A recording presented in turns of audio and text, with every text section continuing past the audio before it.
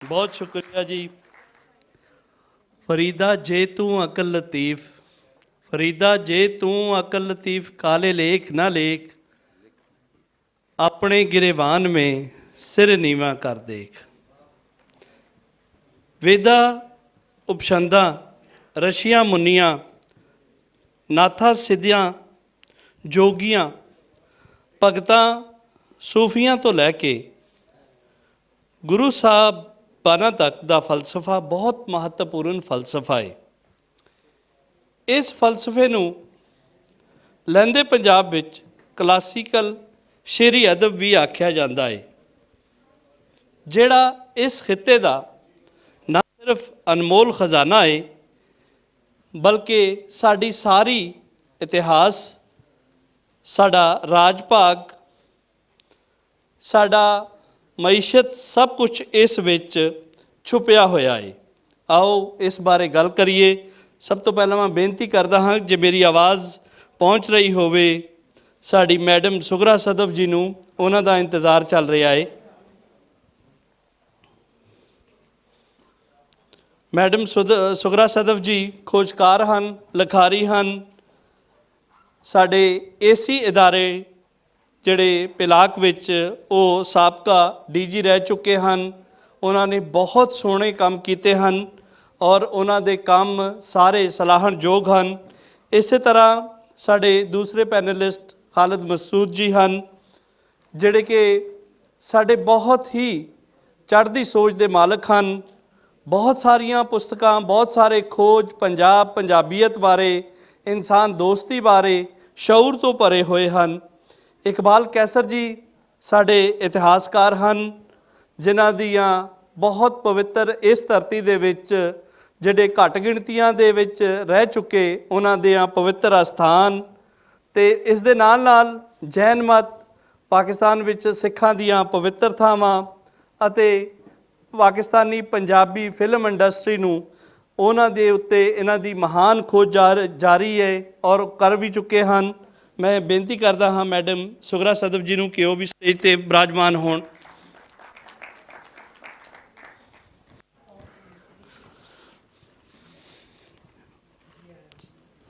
सो उस तो बाद चौथे नंबर ते डॉक्टर जगतार जी हैं, सोडी हैं, साडे साइंसदान हैं और साइंस दे उत्ते ही उन्हां दी सारी खोज है।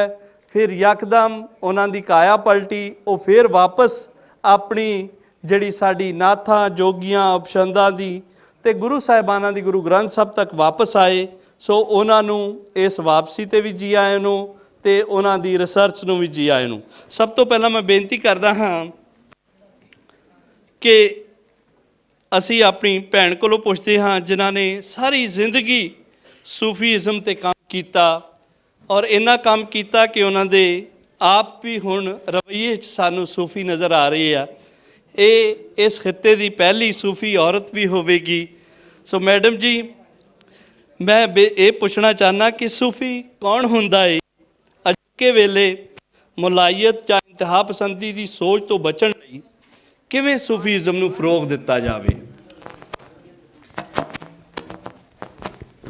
जी हेलो, आवाज़ आ रही है जी? बहुत शुक्रिया, बड़ी मुहब्बत। मैं समझनी हाँ कि अगर जड़ा असली पंजाबी है, सच्चा पंजाबी है, अपनी धरती नाल जुड़िया होया पंजाबी है, वो हर बंदा ही सूफी है। क्योंकि पंजाब दे खमीर विच है मुहब्बत, रवादारी, इंसानियत, एक खुलापन, तासब तो बगैर पूरी दुनिया नूं नाल लैके चलना। तो इसलिए वो सारिया कदरां साढ़े विच भी है ने, क्योंकि असी बाबियां नूं पढ़िया और असी धरती की आवाज़ सुनी, अपने बूटियां की आवाज़ सुनी, अपने पूरे जड़ा माहौल जड़ियाँ चीज़ां ने उस निज़ाम का हिस्सा बने। तो जो बंदा अपनी धरती नाल जुड़े तो फिर वो खास करम होंदा है, उन्होंने फिर विचली गल पता लगती है। तो मेरे नाल जितने स्टेज पर बैठे ने वड्डे लोग ने और इन्हां लोगों के नाल ही असी अपना सफ़र अगे तो अगे छोया है। तो मेरे भरा ने जोड़ा सवाल पूछा है बुनियादी तौर पर, क्योंकि अज असी जोगियां और गुरुआं के हवाले नाल गल करनी है, सूफियां के हवाले नाल गल करनी है। तो एक बड़ा वड्डा फर्क जड़ा है असी तसव्वुफ के हवाले नाल, मेरा मैं समझनी हाँ कि पाकिस्तान विच ਪੰਜਾਬ ਵਿੱਚ ਖਸੂਸਨ ਬੜੀਆਂ ਗਲਤਫਹਿਮੀਆਂ ਨੇ। ਜਿਹੜਾ ਬੰਦਾ ਕੋਈ ਤਸਬੀਹ ਪਕੜ ਲੈਂਦਾ ਹੱਥ 'ਚ, ਕੋਈ ਖਾਸ ਚੋਲਾ ਪਾ ਲੈਂਦਾ, ਉਹਨੂੰ ਲੋਕ ਸੂਫੀ ਆਖਣ ਲੱਗ ਪੈਂਦੇ ਨੇ। ਦੂਸਰਾ, ਕੁਝ ਅਰਸੇ ਤੋਂ ਲੋਕਾਂ ਨੇ ਸੂਫੀਜ਼ਮ ਨੂੰ ਇੱਕ ਖਾਸ ਮਜ਼ਹਬੀ ਹਵਾਲੇ ਨਾਲ ਜੋੜਨਾ ਸ਼ੁਰੂ ਕਰਤਾ ਹੈ ਕਿ ਜਿਹਦੇ 'ਚ ਬੜੀ ਕੋਈ ਨੇਕ ਬੰਦਾ ਜੀ, ਹਰ ਵੇਲੇ ਉਹ ਨਮਾਜ਼ਾਂ ਪੜ੍ਹਦਾ ਰਹਿੰਦਾ ਹੈ, ਹਰ ਵੇਲੇ ਇਬਾਦਤ ਕਰਦਾ ਰਹਿੰਦਾ, ਬੜਾ ਸੂਫੀ ਬੰਦਾ ਹੈ। ਤੇ ਰਿਚੁਅਲਸ ਨਾਲ ਜੋੜ ਦਿੱਤਾ ਗਿਆ। ਸੂਫੀ ਇਹਨੂੰ ਰਿਚੁਅਲਸ ਨਾਲ ਨਹੀਂ ਜੋੜਿਆ ਜਾ ਸਕਦਾ, ਕਿਉਂਕਿ ਰਿਚੁਅਲਸ ਨਾਲ ਜੁੜਿਆ ਹੋਇਆ ਬੰਦਾ ਸਿਰਫ ਜ਼ਾਹਿਰ ਦੀ ਗੱਲ ਕਰਦਾ ਹੈ, ਜ਼ਾਹਿਰ ਦੀ ਗੱਲ ਕਰਦਾ ਹੈ, ਇਬਾਦਤ ਦੀ ਗੱਲ ਕਰਦਾ ਹੈ, ਜ਼ਾਹਿਰੀ ਤੌਰ ਤੇ ਜਿਤਨੀ ਵੀ ਗੱਲ ਹੈ। ਸੂਫੀ ਤੇ ਬਾਤਨ ਦਾ ਗੱਲ ਹੈ, ਬਾਤਨ ਦਾ ਬੰਦਾ ਹੈ, ਆਪਣੇ ਆਪ ਨੂੰ ਐਕਸਪਲੋਰ ਕਰਦਾ ਹੈ, ਫਿਰ ਇਸ ਕਾਇਨਾਤ ਨੂੰ ਐਕਸਪਲੋਰ ਕਰਦਾ ਹੈ, ਤੇ ਫਿਰ ਰੱਬ ਵੱਲ ਟੁਰਦਾ ਤੇ ਰੱਬ ਨੂੰ ਪਾਉਂਦਾ ਹੈ। ਤੇ ਜਦੋਂ ਰੱਬ ਨੂੰ ਪਾਉਂਦਾ ਤੇ ਫਿਰ ਸਾਰੇ ਉਹਨੂੰ ਇੱਕੋ ਜਿਹੇ ਲੱਗਦੇ ਨੇ। ਤੇ ਇਹ ਜਿਹੜੇ ਸਾਡੇ ਜੋਗੀ ਔਰ ਸੂਫੀ ਔਰ ਗੁਰੂ ਰਹੇ ਨੇ, ਇਹ ਉਹ ਅਸਲੀ ਲੋਕ ਸਨ ਪੰਜਾਬ ਦੇ ਬਰੇ ਸਗੀਰ ਦੇ, ਕਿ ਜਿਨ੍ਹਾਂ ਨੇ ਇਹਨਾਂ ਨੂੰ ਚੁੱਪ ਤੇ ਕਰਾਓ ਨਾ ਜ਼ਰਾ। ਬੇਨਤੀ ਹੈ ਭਾਈ ਸਾਹਿਬ ਜੀ ਜੀ, ਕਿ ਇਹਨਾਂ ਨੇ ਸੱਚੀ ਗੱਲ ਕੀਤੀ, ਆਪਣੀ ਰੂਹ ਨਾਲ ਗੱਲ ਕੀਤੀ, ਆਪਣੇ ਦਿਲ ਨਾਲ ਗੱਲ ਕੀਤੀ, ਔਰ ਆਪਣੇ ਅੰਦਰ ਝਾਤੀ ਪਾਈ ਕਿ ਅੰਦਰ ਕੀ ਹੈ। ਔਰ ਫਿਰ ਇਨਸਾਨੀ ਕਦਰਾਂ ਨਾਲ ਜੁੜੇ, ਔਰ ਇਨਸਾਨੀ ਕਦਰਾਂ ਹੀ ਅਖਲਾਕੀ ਕਦਰਾਂ ਅੱਗੇ ਜਾ ਕੇ ਬਣਦੀਆਂ ਨੇ। ਉਹਨਾਂ ਨੇ ਕੋਈ ਠੇਕੇਦਾਰੀ ਨਿਜ਼ਾਮ ਕਾਇਮ ਨਹੀਂ ਕੀਤਾ, ਫਤਵੇ ਨਹੀਂ ਲਾਏ, ਕਿਸੇ ਨੂੰ ਈਮਾਨ ਦੀ ਸੰਧ ਨਹੀਂ ਦਿੱਤੀ। ਉਹਨਾਂ ਨੇ ਕਿਹਾ ਇਨਸਾਨ ਨਾਲ ਮੁਹੱਬਤ ਕਰੋ। ਸੂਫੀ ਦਾ ਜਿਹੜਾ ਮਰਕਜ਼ ਹੈ ਉਹ ਇਨਸਾਨ ਹੈ, ਕਿਉਂਕਿ ਪਹਿਲੀ ਉਹਦੀ ਜਿਹੜੀ ਤਰਜੀਹ ਹੈ ਔਰ ਇਨਸਾਨ ਨੂੰ ਰਾਜ਼ੀ ਕਰਨਾ, ਖਿਦਮਤ ਖਲਕ, ਇਨਸਾਨ ਨੂੰ ਫੈਸਿਲੀਟੇਟ ਕਰਨਾ, ਔਰ ਪੂਰੀ ਦੁਨੀਆ ਨੇ ਕੁੰਬਾ ਸਮਝਣਾ। ਜਿਸ ਤਰ੍ਹਾਂ ਕਿ ਵਾਹਦਤੁਲ ਵਜੂਦ, ਸਾਡੇ ਜ਼ਿਆਦਾਤਰ ਸੂਫੀ ਵਾਹਦਤੁਲ ਵਜੂਦ ਦੇ ਮੰਨਣ ਵਾਲੇ ਨੇ, ਤੇ ਪੂਰੀ ਦੁਨੀਆ ਨੇ ਕੁੰਬਾ ਸਮਝਣਾ। ਉਹਦੇ 'ਚ ਕੋਈ ਵੀ ਮਜ਼ਹਬ ਦਾ ਬੰਦਾ ਹੈ, ਉਹ ਮੁਸਲਮਾਨ ਹੈ, ਸਿੱਖ ਹੈ, ਈਸਾਈ ਹੈ, ਹਿੰਦੂ ਹੈ, ਜਾਂ ਹੋਰ ਕਿਸੇ ਮਜ਼ਹਬ ਨਾਲ ਤਾਲੁਕ ਰੱਖਦਾ, ਕੋਈ ਫ਼ਰਕ ਨਹੀਂ ਪੈਂਦਾ, ਕਿਉਂਕਿ ਇੱਕ ਸੂਰਜ ਹੈ ਔਰ ਉਹਦੀ ਰੋਸ਼ਨੀ ਸਭ ਵਿੱਚ ਹੈ। ਔਰ ਜਿਸ ਤਰ੍ਹਾਂ ਇੱਕ ਕਮਰੇ 'ਚ 4-5 ਦੀਵੇ ਬਲ ਰਹੇ ਹੋਣ ਤਾਂ ਉਹਨਾਂ ਦਾ ਫ਼ਰਕ ਨਹੀਂ ਕੀਤਾ ਜਾ ਸਕਦਾ ਕਿ ਕਿਹੜੇ ਦੀਵੇ ਦੀ ਕਿੱਥੋਂ ਤੱਕ ਰੋਸ਼ਨੀ ਹੈ। ਤੇ ਇਸ ਲਈ ਇਹ ਉਹ ਵੱਡੇ ਲੋਕ ਸਨ। ਅਗਰ ਸਾਡਾ ਪੰਜਾਬ ਇਹਨਾਂ ਲੋਕਾਂ 'ਤੇ ਚੱਲਦਾ ਤੇ ਅੱਜ ਪੂਰੀ ਦੁਨੀਆ 'ਚ ਅਸੀਂ ਇੱਕ ਵੱਖਰੇ ਤਾਰਫ ਨਾਲ ਮੌਜੂਦ ਹੁੰਦੇ। ਲੇਕਿਨ ਅਸੀਂ ਆਪਣੀਆਂ ਕਦਰਾਂ ਛੋੜ ਦਿੱਤੀਆਂ, ਇਹਨਾਂ ਨੂੰ ਛੋੜ ਦਿੱਤਾ। ਇਹਨਾਂ ਸੂਫੀਆਂ ਤੇ ਸਾਡੇ ਜਿਹੜੇ ਬੁਨਿਆਦ ਪ੍ਰਸਤ ਨੇ, ਜਿਨ੍ਹਾਂ ਦਾ ਕਿ ਰੋਜ਼ੀ ਰੋਟੀ ਮਜ਼ਹਬ ਵੇਚ ਕੇ ਜੁੜੀ ਹੋਈ ਹੈ, ਵੇਚਣ ਨਾਲ ਜੁੜੀ ਹੋਈ ਹੈ, ਉਹਨਾਂ ਨੇ ਸੂਫੀਆਂ ਨੂੰ ਹੀ ਮੁਤਨਾਜ਼ਿਆ ਕਰ ਦਿੱਤਾ। ਇੱਕ ਸੂਫੀ ਜਿਹੜਾ ਮੁਹੱਬਤ ਦੀ ਗੱਲ ਕਰਦਾ ਹੈ, ਰੱਬ ਦੀ ਗੱਲ ਕਰਦਾ ਹੈ, ਇਨਸਾਨੀਅਤ ਦੀ ਗੱਲ ਕਰਦਾ ਹੈ, ਤਫਰਕੇ ਦੀ ਗੱਲ ਨਹੀਂ ਕਰਦਾ। ਤੁਸੀਂ ਕਿਸੇ ਵੀ ਸੂਫੀ ਦੀ ਗੱਲ ਕਰੋ, ਤੁਹਾਨੂੰ ਫਿਰਕਾ ਪ੍ਰਸਤੀ ਨਹੀਂ ਮਿਲੇਗੀ, ਕਿਸੇ ਮਜ਼ਹਬ ਦੀ ਨਿੰਦਿਆ ਨਹੀਂ ਮਿਲੇਗੀ।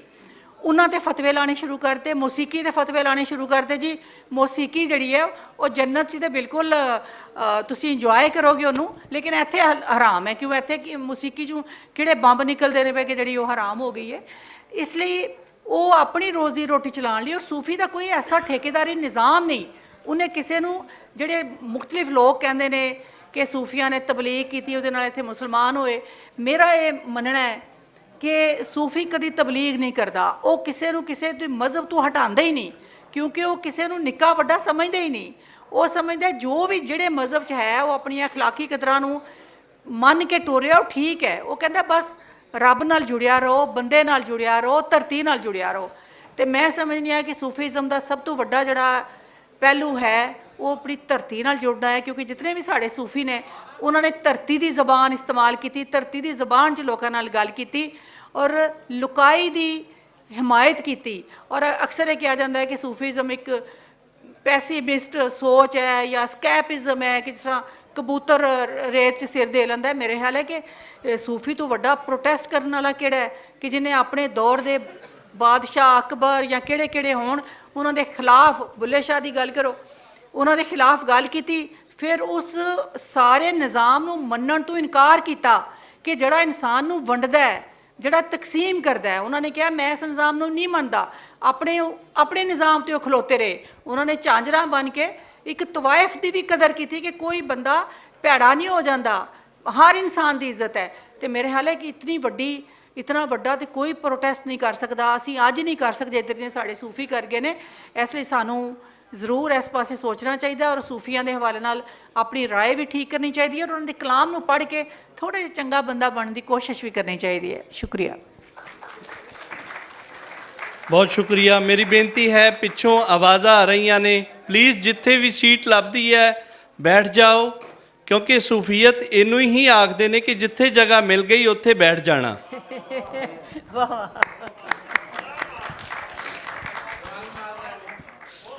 ਖਾਲਿਦ ਮਸੂਦ ਸਾਹਿਬ, ਸਾਡਾ ਜੀਵਨ ਜਿਹੜਾ ਹੈ ਉਹ ਤੁਹਾਨੂੰ ਪੜ੍ਹ ਕੇ ਹੀ ਅਸੀਂ ਅੱਗੇ ਵਧੇ ਹਾਂ। ਸੋ ਇਹ ਬਹੁਤ ਮਾਣ ਵਾਲੀ ਗੱਲ ਹੈ ਕਿ ਇੱਕ ਮਹੱਤਵਪੂਰਨ ਸਵਾਲ ਹੈ ਕਿ ਨਾਥਾਂ ਜੋਗੀਆਂ ਤੋਂ ਲੈ ਕੇ ਚਿਸ਼ਤੀਆ, ਨੁਸ਼ਾਈਆ, ਕਾਦਰੀਆ, ਸਰਵਰਦੀਆ, ਨਕਸ਼ਬੰਦੀਆ ਦਾ ਸਫ਼ਰ, ਕੀ ਇਹ ਧਰਮ ਦਾ ਪ੍ਰਚਾਰ ਦਾ ਸਫ਼ਰ ਸੀ ਜਾਂ ਧਰਤੀ ਨੂੰ ਸ਼ਊਰੀ ਤੌਰ 'ਤੇ ਡੂੰਘਾਈ ਵੱਲ ਲੈ ਕੇ ਜਾਣਾ ਸੀ? ਆਵਾਜ਼ ਆ ਰਹੀ ਹੈ ਮੇਰੀ ਜੀ? ਸ਼ੁਕਰੀਆ। ਅਸਲ ਵਿੱਚ ਗੱਲ ਇਹ ਜੀ ਕਿ ਜਿਹੜਾ ਇੱਕ ਪਹਿਲੇ, ਕਿਉਂਕਿ ਆਪਣੀ ਗੱਲ ਬੁਨਿਆਦੀ ਤੌਰ 'ਤੇ ਇੱਕ ਆਪਣਾ ਕਨਸੈਪਟ ਜਿਹੜਾ ਹੈ ਨਾ, ਜੋ ਹੈ ਰੀਤੀ ਫਲਸਫੇ ਦਾ। ਪੰਜਾਬ ਦੀ ਧਰਤੀ ਦੇ ਉੱਤੇ ਰੀਤੀ ਫਲਸਫਾ ਜਿਹੜਾ ਹੈ ਉਹ ਰਿਗਵੇਦ ਤੋਂ ਸ਼ੁਰੂ ਹੈ, ਯਾਨੀ ਕਿ 5000 ਸਾਲ ਪਹਿਲੇ ਤੋਂ। ਇਹਦਾ ਮਤਲਬ ਇਹ ਹੈ ਕਿ 5000 ਸਾਲ ਪਹਿਲੇ ਤੋਂ ਸਾਡੇ ਇਸ ਇਲਾਕੇ ਵਿੱਚ, ਇਸ ਖਿੱਤੇ ਦੇ ਵਿੱਚ ਜਿਹੜੇ ਫਲਸਫਿਆਨਾ ਸੋਚ ਵਿਚਾਰ ਹੈ, ਜਿਹੜੀ ਫਲਸਫਿਆਨਾ ਵਿਚਾਰ ਵਟਾਂਦਰਾ ਹੈ, ਉਹ ਸ਼ੁਰੂ ਹੋ ਚੁੱਕਿਆ ਸੀ। ਅਸੀਂ ਹੁਣ ਕਿਉਂਕਿ ਜਦੋਂ ਅਸੀਂ ਇਹ ਕਹਿੰਦੇ ਵੰਡ ਕਰਨੇ ਆ ਸੂਫੀ ਦੀ ਅਤੇ ਗੁਰੂ ਦੀ, ਭਗਤ ਦੀ, ਜਦੋਂ ਅਸੀਂ ਇਹ ਵੰਡ ਕਰਨੇ ਆ, ਇਹ ਮੁੱਢਲੇ ਤੌਰ 'ਤੇ ਵੰਡ ਜਿਹੜੀ ਹੈ ਕੋਲੋਨਾਈਜੇਸ਼ਨ ਤੋਂ ਬਾਅਦ ਦੀ ਹੈ। ਇਸ ਤੋਂ ਪਹਿਲੇ ਇਹ ਵੰਡ ਮੌਜੂਦ ਨਹੀਂ ਸੀ। ਇਸ ਤੋਂ ਪਹਿਲੇ ਇੱਕੋ ਹੀ ਗੱਲ ਸੀ ਮੌਜੂਦ ਹੈ ਕਿ ਇੱਕ ਪੰਜਾਬੀ ਇੱਕ ਕੌਮ ਸੀ। ਪੰਜਾਬ ਦੇ ਅੰਦਰ ਜਿਹੜਾ, ਜਦੋਂ ਤੱਕ ਤੁਸੀਂ ਕੌਮ ਦਾ ਕਨਸੈਪਟ ਨਹੀਂ ਬਣਾਉਂਦਾ ਪੰਜਾਬ ਦਾ, ਉਨੀ ਦੇਰ ਤੱਕ ਤੁਸੀਂ ਪੰਜਾਬ ਦੇ ਫਲਸਫੇ ਨੂੰ ਨਹੀਂ ਸਮਝ ਸਕਦੇ।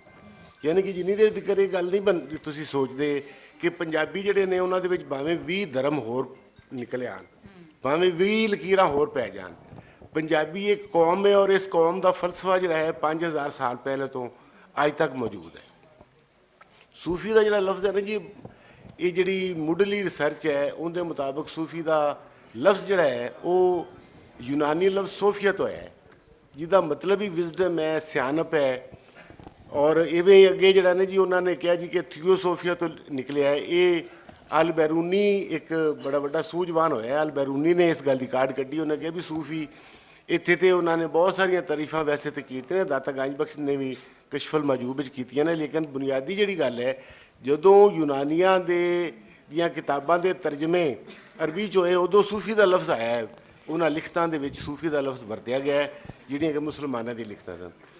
ਜਿਹੜਾ ਪੰਜਾਬੀ ਨੇ ਨਾ ਜੀ, ਉਹਨਾਂ ਦੀ ਤਾਂ ਹਰ ਗੱਲ ਵਿੱਚ ਜਿਹੜਾ ਹੁੰਦਾ ਨਾ ਜ਼ਿੰਦਗੀ ਦੇ ਬਾਰੇ 'ਚ, ਜਿਹੜਾ ਜ਼ਿੰਦਗੀ ਦੇ ਬਾਰੇ 'ਚ ਕਿ ਸੰਸਾਰ ਕੀ ਹੈ, ਸਾਡੀ ਮੋਰੈਲਿਟੀ ਕੀ ਹੈ, ਸਾਡਾ ਇਸ ਜੀਵਨ ਦੇ ਵਿੱਚ ਜਿਹੜਾ ਨਾ ਜੀ ਇਨਸਾਨੀ ਸਮਾਜ ਦੇ ਅੰਦਰ ਕਿਹੜੀਆਂ ਕਿਹੜੀਆਂ ਕਦਰਾਂ ਚੱਲਦੀਆਂ ਨੇ, ਉਹਨਾਂ ਸਾਰੀਆਂ ਦਾ ਜ਼ਿਕਰ ਹੁੰਦਾ ਹੈ ਉਸ ਸਾਡੇ ਰੀਤੀ ਫਲਸਫੇ ਦੇ ਵਿੱਚ। ਯਾਨੀ ਕਿ ਉਹਨਾਂ ਨੇ ਫਲਸਫੀਆਂ ਨੇ, ਸੂਫੀਆਂ ਨੇ, ਗੁਰੂਆਂ ਨੇ ਔਰ ਜਿੰਨੇ ਵੀ ਜੋਗੀ ਸਨ, ਉਹਨਾਂ ਸਾਰਿਆਂ ਨੇ ਇਹ ਤੱਤ ਕੱਢਿਆ ਹੁੰਦਾ ਸੀ। ਫਲਸਫਾ ਜਿਹੜੀ ਯਾਨੀ ਕਿ ਜ਼ਿੰਦਗੀ ਦੇ ਹਰ ਪਹਿਲੂ ਦਾ ਜਿਹੜਾ ਤੱਤ ਕੱਢਿਆ ਹੈ ਉਹ ਫਲਸਫਾ ਹੈ। ਔਰ ਜ਼ਿੰਦਗੀ ਦੇ ਹਰ ਪਹਿਲੂ ਦਾ ਹੀ ਤੱਤ ਉਹਨਾਂ ਨੇ ਕੱਢਿਆ। ਤੁਸੀਂ ਜਦੋਂ ਤੇ ਕੋਲੋਨਾਈਜ਼ ਜੇ, ਯਾਨੀ ਕਿ ਅੱਜ ਤੱਕ ਪੰਜਾਬ 176 ਸਾਲ ਤੋਂ ਕੋਲੋਨਾਈਜ਼ ਹੈ। ਇਸ ਵਾਸਤੇ ਕੋਲੋਨਾਈਜ਼ ਹੈ ਕਿ ਅੰਗਰੇਜ਼ਾਂ ਨੇ ਨਾ ਸਿਰਫ ਸਾਡੇ ਵਸੀਲਿਆਂ 'ਤੇ ਕਬਜ਼ਾ ਕੀਤਾ ਹੋਇਆ ਸੀ, ਬਲਕਿ ਵਸੀਲਿਆਂ 'ਤੇ ਕਬਜ਼ਾ ਰਹਿੰਦਾ ਹੀ ਉਸ ਸੂਰਤ ਵਿੱਚ ਹੈ ਕਿ ਜਦੋਂ ਤੁਹਾਡੀ ਫਿਕਰ ਨੂੰ ਕੰਟਰੋਲ ਕਰਨ, ਤੁਹਾਡੀ ਸੋਚ ਨੂੰ ਕੰਟਰੋਲ ਕਰਨ। ਤੁਹਾਡੀ ਸੋਚ ਨੂੰ ਕੰਟਰੋਲ ਕੀਤਾ ਉਹਨਾਂ ਨੇ ਉਰਦੂ ਦੇ ਰਾਹੀਂ, ਠੀਕ ਹੈ ਨਾ ਜੀ। ਉਰਦੂ ਨੇ ਉਹ ਮਿਸਾਲ ਦੇ ਤੌਰ 'ਤੇ ਬਾਏ ਉਰਦੂ ਜਿਹੜੇ ਸਨ, ਉਹਨਾਂ ਨੇ ਇੱਕ ਡਿਕਸ਼ਨਰੀ ਬਣਾਈ ਅਤੇ ਉਹਦੇ ਵਿੱਚ ਉਹਨਾਂ ਨੇ ਕੀਤਾ ਜੀ ਕਿ ਸੈਕੂਲਰਿਜ਼ਮ ਦਾ ਮਤਲਬ ਲਾਦੀਨੀਅਤ ਹੈ। ਅਸੀਂ 5000 ਸਾਲ ਸੈਕੂਲਰ ਰਵੱਈਆਂ ਨਾਲ ਜ਼ਿੰਦਗੀ ਗੁਜ਼ਾਰੀ ਹੈ, ਇੱਕ ਦੂਸਰੇ ਦੇ ਇੱਜ਼ਤ ਆਦਰ ਮਾਣ ਕੀਤਾ, ਇੱਕ ਦੂਜੇ ਦੇ ਮਜ਼ਹਬ ਦਾ। ਅਸੀਂ ਕੋਈ ਵੰਡ ਨਹੀਂ ਕੀਤੀ, ਕੋਈ ਫਰਕ ਨਹੀਂ ਕੀਤਾ। ਲੇਕਿਨ ਉਰਦੂ ਨੇ ਸਾਨੂੰ ਕੀ ਦੱਸਿਆ ਹੈ ਕਿ ਸੈਕੂਲਰਿਜ਼ਮ ਦਾ ਮਤਲਬ ਲਾਦੀਨੀਅਤ ਹੈ। ਇਹ ਜਿਹੜੀ ਸੀ ਸਾਡੀ ਜ਼ਿਹਨੀ ਕੋਲੋਨਾਈਜੇਸ਼ਨ, ਜਿਹੜੀ ਫਿਕਰੀ ਕੋਲੋਨਾਈਜੇਸ਼ਨ ਹੈ, ਜਿਹੜੀ ਕਿ ਉਰਦੂ ਦੇ ਰਾਹੀਂ ਉਹਨਾਂ ਨੇ ਕੀਤੀ ਹੈ, ਉਹਦੇ ਨਾਲ ਅਸੀਂ ਕੀ ਹੋਇਆ ਕਿ ਅਸੀਂ ਆਪਣੇ ਤਾਰੀਖ ਤੋਂ ਵਿਛੜ ਗਏ, ਸਾਡੀ ਤਾਰੀਖ ਤੋਂ ਵੱਖਰੇ ਕਰਤਾ ਹੈ। ਸਾਡੇ ਜਿਹੜੇ ਨੇ ਪੁਰਖੇ ਉਹ ਕੀ ਸੋਚਦੇ ਸਨ, ਉਹਨਾਂ ਨੇ ਜ਼ਿੰਦਗੀ ਦੇ ਜਿਹੜੇ ਤੱਤ ਨੇ ਉਹ ਕਿਵੇਂ ਕੱਢੇ ਹੋਏ ਸਨ, ਅਸੀਂ ਉਹਨਾਂ ਦੇ ਉੱਤੋਂ ਨਿਕਲ ਗਏ। ਸਾਨੂੰ ਜਿਹੜਾ ਨੇ ਜਿਹੜੀ ਜਦੋਂ ਤੱਕ ਤੁਸੀਂ ਆਪਣੀ ਜ਼ਬਾਨ ਨੂੰ, ਆਪਣੀ ਬੋਲੀ ਨੂੰ, ਔਰ ਇਹ ਨਹੀਂ ਤੁਸੀਂ ਸਮਝਦੇ ਕਿ ਬਾਬਾ ਫਰੀਦ ਜਿਹੜੇ ਨੇ ਜਾਂ ਜਿਹੜਾ ਸੂਫੀ ਚਿਸ਼ਤੀਆ ਸਿਲਸਿਲਾ, ਜਿਵੇਂ ਤੁਸੀਂ ਬਾਬਾ ਜੀ ਦੀ ਗੱਲ ਕੀਤੀ ਹੈ ਕਿ ਬਾਬਾ ਫਰੀਦ ਜਿਹੜੇ ਨੇ ਉਹ ਅਰਬੀ ਔਰ ਫਾਰਸੀ ਦੇ ਬਹੁਤ ਵੱਡੇ ਆਲਮ ਸਨ, ਔਰ ਉਹਨਾਂ ਦੀ ਮਸ਼ਹੂਰੀ ਵੀ ਅਰਬੀ ਫਾਰਸੀ ਦੇ ਆਲਮ ਹੋਣ ਕਰਕੇ ਸੀ। ਲੇਕਿਨ ਉਹਨਾਂ ਨੇ ਪੰਜਾਬੀ ਦੇ ਵਿੱਚ ਜਿਹੜੀ ਇਹ ਸ਼ਾਇਰੀ ਉਹ ਕਿਉਂ ਕੀਤੀ, ਜਾਂ ਪੰਜਾਬੀ ਦੇ ਵਿੱਚ ਉਹਨਾਂ ਦੀ ਇਹ ਸਾਰੀ ਦੀ ਸਾਰੀ ਕਿਉਂ? ਇਹਦਾ ਮਤਲਬ ਇਹ ਹੈਗਾ ਕਿ ਉਹ ਦਰਬਾਰ ਨਾਲ ਜੁੜੇ ਹੋਏ ਨਹੀਂ ਸਨ, ਉਹ ਲੁਕਾਈ ਦੇ ਨਾਲ ਜੁੜੇ ਹੋਏ ਸਨ। ਲੋਕਾਂ ਨੂੰ ਉਹ ਦੱਸਣਾ ਚਾਹੁੰਦੇ ਸਨ ਕਿ ਉਹਨਾਂ ਨੇ ਲੋਕਾਂ ਨੂੰ ਹੀ ਸਮਝਾਉਣਾ, ਉਹਨਾਂ ਦਾ ਮੁਖਾਤਬ ਲੋਕ ਸਨ। ਉਹਨਾਂ ਨੇ ਜਿਹੜਾ ਕੁਛ ਮਤਲਬ ਹੈ ਕਿ ਜੋ ਕੁਛ ਆਪਣੇ ਸ਼ਲੋਕਾਂ ਦੇ ਵਿੱਚ ਕਿਹਾ ਉਹ ਬੁਨਿਆਦੀ ਤੌਰ 'ਤੇ ਫਲਸਫਾ ਹੈ। ਤੁਸੀਂ ਹੁਣ ਮਿਸਾਲ ਦੇ ਤੌਰ 'ਤੇ ਅਗਰ ਤੁਸੀਂ ਫਲਸਫੇ ਦੀ ਕੋਈ ਵੀ ਕਿਤਾਬ ਪੜ੍ਹ ਲਓ, ਫਲਸਫੇ ਦੀ ਕਿਸੇ ਵੀ ਕਿਤਾਬ ਦੇ ਵਿੱਚ ਜਦੋਂ ਐਵੋਲੂਸ਼ਨ ਦਾ ਜਾਂ ਇਰਤਕਾ ਦਾ ਜ਼ਿਕਰ ਹੋਇਆ ਕਿ ਦੁਨੀਆ ਜਿਹੜੀ ਹੈ ਨਾ ਜੀ, ਇਹ ਤਬਦੀਲੀ ਇੱਥੇ ਮੁਸਲਸਲ ਹੋ ਰਹੀ ਹੈ ਤੇ ਦੁਨੀਆ ਇੱਕ ਸਥਿਰ ਨਹੀਂ ਹੈ, ਜਾਮਦ ਨਹੀਂ ਹੈ, ਜਦੋਂ ਤੁਸੀਂ ਉਹ ਪੜ੍ਹੋਗੇ ਇੰਗਲਿਸ਼ ਲਿਟਰੇਚਰ, ਜਦੋਂ ਤੁਸੀਂ ਜਾਂ ਬਰਤਾਨੀਆ ਦਾ ਜਾਂ ਫਲਸਫੇ ਦੀ ਕਿਤਾਬ ਪੜ੍ਹੋਗੇ ਤੇ ਤੁਹਾਨੂੰ ਇਹ ਦੱਸਣਗੇ ਕਿ ਜਨਾਬ ਜਿਹੜਾ ਹੈਰਾਕਲਾਈਟਸ ਹੈਗਾ ਸੀ, ਮੇਰਾ ਨਹੀਂ, ਯਾਨੀ ਕਿ ਉਹ ਦੱਸਣਗੇ ਕਿ ਜਿਹੜਾ ਹੈਰਾਕਲਾਈਟਸ ਸੀ ਉਹਨੇ ਕਿਹਾ ਸੀ ਵੀ ਇੱਕ ਦਰਿਆ ਦੇ ਵਿੱਚ ਤੁਸੀਂ 2 ਵਾਰੀ ਕਦਮ ਨਹੀਂ ਰੱਖ ਸਕਦੇ, ਇਸ ਵਾਸਤੇ ਕਿ ਹਰ ਵਾਰੀ ਨਵਾਂ ਪਾਣੀ ਆਉਂਦਾ ਉਹਦੇ ਵਿੱਚ। ਤੇ ਇਸ ਤੋਂ ਉਹਨਾਂ ਨੇ ਨਤੀਜਾ ਅਖਜ਼ ਕੀਤਾ ਕਿ ਜਨਾਬ ਜਿਹੜੀ ਦੁਨੀਆ ਦੇ ਅੰਦਰ, ਦੁਨੀਆ ਸਥਿਰ ਨਹੀਂ, ਦੁਨੀਆ ਜਾਮਦ ਨਹੀਂ, ਬਲਕਿ ਇਸ ਦੇ ਉੱਤੇ ਹਰ ਵਕਤ ਹਰ ਲਮੇ ਤਬਦੀਲ ਹੁੰਦੀ ਹੈ ਔਰ ਅੱਗੇ ਵਧਦੀ ਰਹਿੰਦੀ। ਲੇਕਿਨ ਜਦੋਂ ਬਾਬਾ ਫਰੀਦ ਇਹ ਕਹਿਣ ਕਿ ਚੱਲ ਚੱਲ ਗਈਆਂ ਪੱਖੀਆਂ ਜਿਨ੍ਹਾਂ ਵਸਾਏ ਤਲ, ਉਹਦੇ 'ਚੋਂ ਅਸੀਂ ਨਹੀਂ ਅਖਜ਼ ਕਰ ਸਕਦੇ ਕਿ ਬਾਬਾ ਫਰੀਦ ਵੀ ਜਿਹੜੇ ਨੇ ਉਹਨਾਂ ਨੇ ਇੱਕ ਜਿਹੜਾ ਗੱਲ ਕੀਤੀ, ਉਹਨਾਂ ਨੇ ਕਿਹਾ ਵੀ ਇਹ ਦੁਨੀਆ ਜਿਹੜੀ ਹੈ ਉਹ ਸਥਿਰ ਨਹੀਂ, ਰੁਕੀ ਹੋਈ ਨਹੀਂ, ਰੁੱਤ ਫਿਰੀ ਵਨ ਕੰਬਿਆ, ਅਸੀਂ ਉੱਥੋਂ ਇਹ ਅਖਜ਼ ਨਹੀਂ ਕਰ ਸਕਦੇ। ਯਾਨੀ ਕਿ ਤੁਸੀਂ ਹੈਰਾਕਲਾਈਟਸ ਦੇ ਇੱਕ ਫਿਕਰੇ ਤੋਂ ਇਹ ਅਖਜ਼ ਕਰ ਲੈਂਦੇ ਜੇ ਕਿ ਜਨਾਬ ਦੁਨੀਆ ਜਿਹੜੀ ਹੈ ਨਾ ਜੀ ਉਹ ਐਵੋਲੂਸ਼ਨ ਵਿੱਚ ਜਾ ਰਹੀ ਹੈ, ਦੁਨੀਆ ਜਿਹੜੀ ਉਹ ਤਬਦੀਲੀਆਂ ਦੇ ਅਮਲ 'ਚ ਗੁਜ਼ਰ ਰਹੀ ਹੈ। ਲੰਮੀ ਲੰਮੀ ਨਦੀ ਵਹੇ ਕੱਦੀ ਕੇਰੇ ਹੇਤ, ਯਾਨੀ ਕਿ ਦੁਨੀਆ ਜਿਹੜੀ ਹੈ ਜਿਵੇਂ ਘੜੀ ਦੀ ਸੂਈ ਟਿਕ ਟਿਕ ਕਰਕੇ ਅੱਗੇ ਵੱਧਦੀ ਜਾਂਦੀ ਹੈ, ਉਹਨੂੰ ਨਦੀ ਨਾਲ ਵਕਤ ਨੂੰ ਮਿਸਾਲ ਦਿੱਤੀ ਉਹਨਾਂ ਨੇ। ਕੱਦੀ ਕੇਰੇ ਹੇਤ ਮਤਲਬ ਉਹਨਾਂ ਕਹਿੰਦੇ ਨੇ ਵੀ ਦੁਨੀਆ ਜਿਹੜੀ ਉਹ ਬਦਲਦੀ ਜਾਂਦੀ ਹੈ, ਇੱਕ ਵਹਿਣ ਹੈ, ਟੁਰਿਆ ਜਾਂਦਾ ਹੈ, ਔਰ ਜਿਹੜੀਆਂ ਖੰਮਾਂ ਨੇ ਉਹਦੀਆਂ ਕੰਦੀ ਕੇਰੇ ਹੇਤ ਉਹ ਡਿੱਗਦੀਆਂ ਜਾਂਦੀਆਂ ਨੇ ਤੇ ਤਬਦੀਲੀਆਂ ਦਾ ਅਮਲ ਨਾਲ ਜੁੜਿਆ ਹੈ, ਯਾਨੀ ਕਿ ਵਕਤ ਦੇ ਨਾਲ ਨਾਲ ਤਬਦੀਲੀਆਂ ਹੁੰਦੀਆਂ ਜਾਂਦੀਆਂ ਤੇ ਅੱਗੇ ਚਲੇ ਜਾਂਦਾ ਹੈ। ਇਸੇ ਤਰੀਕੇ ਨਾਲ ਅਸੀਂ ਵੈਸੇ ਤਾਂ ਕੋਈ ਹੋਰ ਅਗਰ ਗੱਲ ਕਰ ਦੇਵੇ, ਯਾਨੀ ਕਿ ਅਗਰ ਉਹ ਕਹੇ ਜਨਾਬ ਕਿ ਕੋਈ ਚੀਜ਼ ਜਿਹੜੀ ਜਿੰਦੀ ਯੂਟਿਲਿਟੀ ਜ਼ਿਆਦਾ ਹੈ ਤੇ ਜਿੰਦਾ ਇਸਤੇਮਾਲ ਜਿਹੜਾ ਨਾ ਜੀ ਉਹ ਜ਼ਿਆਦਾ ਹੈ, ਉਸ ਚੀਜ਼ ਨੂੰ ਉਹਨੂੰ ਫਾਇਦੇਮੰਦ ਹੋਣੀ ਚਾਹੀਦੀ ਹੈ। ਉੱਥੋਂ ਅਸੀਂ ਇੱਕ ਯੂਟਿਲਿਟੇਰੀਅਨ ਦਾ ਨਜ਼ਰੀਆ, ਯੂਟਿਲਿਟੇਰੀਅਨਿਜ਼ਮ ਦਾ ਨਜ਼ਰੀਆ ਲੈ ਲੈਂਦੇ ਹਾਂ ਕਿ ਜਨਾਬ ਕਿ ਯੂਟਿਲਿਟੇਰੀਅਨ ਜਿਹੜਾ ਨਹੀਂ, ਜਿੱਦਾਂ ਅੰਗਰੇਜ਼ਾਂ ਨੇ ਦਿੱਤਾ ਨਜ਼ਰੀਆ। ਲੇਕਿਨ ਅਗਰ ਬਾਬਾ ਫਰੀਦ ਇਹ ਕਹਿਣ ਕਿ ਸੋਈ ਸਰੋਵਰ ਡੁੱਡ ਲਿਓ ਜਿੱਥੇ ਲੱਭੀ ਵੱਥ, ਯਾਨੀ ਕਿ ਉਹ ਪਾਣੀ ਦਾ, ਪਾਕ ਪਾਣੀ ਦਾ ਉਹ ਸਰਚਸ਼ਮਾ ਲੱਭੋ ਜਿੱਥੇ ਤੁਹਾਨੂੰ ਮੋਤੀ ਲੱਭੇ। ਠੀਕ ਹੈ ਨਾ ਜੀ। ਚਿੱਕੜ ਢੂੰਡੇ ਕਿਆ ਹੋਇਆ ਜੀ, ਚਿੱਕੜ ਡੁੱਬੇ ਹੱਥ, ਯਾਨੀ ਕਿ ਜੋ ਕਹਿੰਦੇ ਨੇ ਵੀ ਜਿਹੜਾ ਛੱਪੜ ਢੂੰਡੇ ਕਿਆ ਹੋਏ ਜਿੱਥੋਂ ਜਿੱਥੇ ਯਾਨੀ ਕਿ ਉਹ ਇੱਕ ਵਾਰੀ ਦੁਬਾਰਾ ਜਿਹੜਾ ਜੀ ਮੈਂ ਸ਼ੇਰ ਨੂੰ ਪੜ੍ਹਨਾ ਚਾਹੁੰਦਾ ਕਿ ਸੋਈ ਸਰੋਵਰ ਢੂੰਡ ਲਿਓ ਜਿੱਥੋਂ ਲੱਭੀ ਵੱਥ, ਛੱਪੜ ਢੂੰਡੇ ਕਿਆ ਹੋਏ ਚਿੱਕੜ ਡੁੱਬੇ ਹੱਥ। ਯਾਨੀ ਕਿ ਉਹ ਕਹਿੰਦੇ ਨੇ ਵੀ ਤੁਸੀਂ ਉਹੀ ਯਾਨੀ ਕਿ ਕੰਮ ਕਰੋ, ਉਹੀ ਸਰੋਵਰ ਲੱਭੋ, ਪਾਕ ਪਾਣੀ ਦਾ ਸਰਚਸ਼ਮਾ ਲੱਭੋ ਜਿਹਦੇ ਵਿੱਚ ਤੁਹਾਨੂੰ ਮੋਤੀ ਲੱਭੇ, ਨਾ ਕਿ ਤੁਸੀਂ ਛੱਪੜ ਲੱਭੋ ਜਿਹਦੇ ਵਿੱਚ ਕਿ ਤੁਹਾਡੇ ਹੱਥ ਵੀ ਖਰਾਬ ਹੋ ਜਾਣ। ਯਾਨੀ ਕਿ ਅਗਰ ਕੋਈ ਅੰਗਰੇਜ਼ ਇਹ ਗੱਲ ਕਰੇ ਤੇ ਜਦੋਂ ਕੋਈ ਅਗਰ ਅੰਗਰੇਜ਼ ਕਿਸੇ ਦਾ ਇੱਕ ਫਿਕਰਾ ਹੋਵੇ ਤੇ ਉਹਦੇ ਵਿੱਚੋਂ ਤਾਂ ਤੁਸੀਂ ਅਖਜ਼ ਕਰ ਲੈਂਦੇ ਜੇ ਕਿ ਯੂਟਿਲਿਟੇਰੀਅਨਿਜ਼ਮ ਹੈ। ਲੇਕਿਨ ਅਗਰ ਤੁਸੀਂ ਇਹ ਯਾਨੀ ਕਿ ਬਾਬਾ ਫਰੀਦ ਜਾਂ ਕੋਈ ਸੂਫੀ ਇਹ ਗੱਲ ਕਰੇ ਤੇ ਉਹ ਸਮਝਿਆ ਜਾਂਦਾ ਹੈ ਕਿ ਜਨਾਬ ਇਹ ਤਾਂ ਇਹਨਾਂ ਦਾ ਤਾਂ ਇਸ ਜ਼ਿੰਦਗੀ ਨਾਲ ਤਲਕ ਨਹੀਂ, ਇਹਦਾ ਅਗਲੀ ਤਰ੍ਹਾਂ ਨਾਲ ਤਲਕ ਹੈ। ਬੁਨਿਆਦੀ ਤੌਰ 'ਤੇ ਜਿਹੜਾ ਸੂਫੀ ਹੈ, ਯਾਨੀ ਕਿ ਤੁਹਾਨੂੰ ਪਹਿਲੀ ਗੱਲ ਤਾਂ ਇਹ ਹੈ ਕਿ ਤੁਸੀਂ ਜਦ ਤੱਕ ਪੰਜਾਬੀ ਕੌਮ ਦਾ ਕਨਸੈਪਟ ਨਹੀਂ ਸਮਝਦੇ ਕਿ ਪੰਜਾਬੀ ਕੌਮ ਜਿਹੜੀ ਹੈ ਉਹ ਇੱਕ ਹੈ, ਭਾਵੇਂ ਉਹਦੇ 'ਚ 20 ਮਜ਼ਹਬ ਪੁੰਗਰਿਆਨ ਹੋਰ, ਉਦੋਂ ਤੱਕ ਤੁਸੀਂ ਸੂਫੀ ਨੂੰ, ਗੁਰੂ ਨੂੰ ਔਰ ਜੋਗੀ ਨੂੰ ਇਹਨਾਂ ਨੂੰ ਵੰਡ ਕਰਦੇ ਰਹੋਗੇ।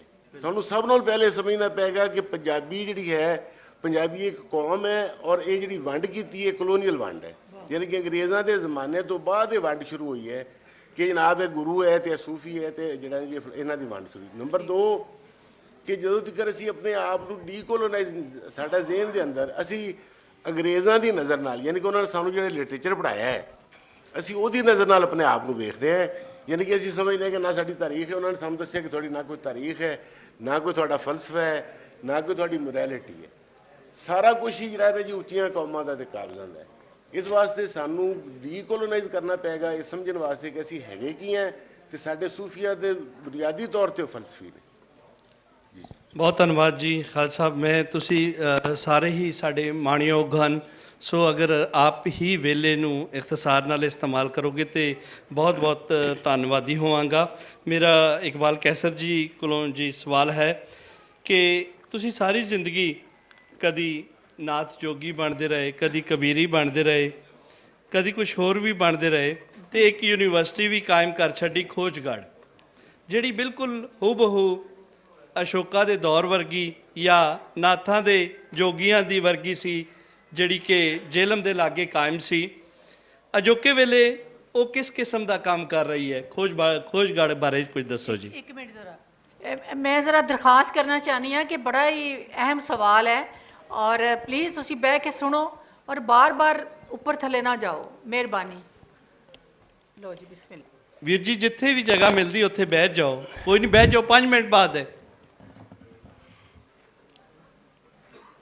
ਜੀ। ਦੋਸਤੋ, ਬਹੁਤ ਸ਼ੁਕਰੀਆ ਕਲਿਆਣ ਸਾਹਿਬ, ਔਰ ਮੈਨੂੰ ਇੰਨੇ ਸਾਰੇ ਵੱਡੇ ਵੱਡੇ ਬੰਦਿਆਂ 'ਚ ਪਾ ਕੇ ਤੇ ਤੁਸੀਂ ਮੈਨੂੰ ਸਵਾਲ ਪੁੱਛਿਆ।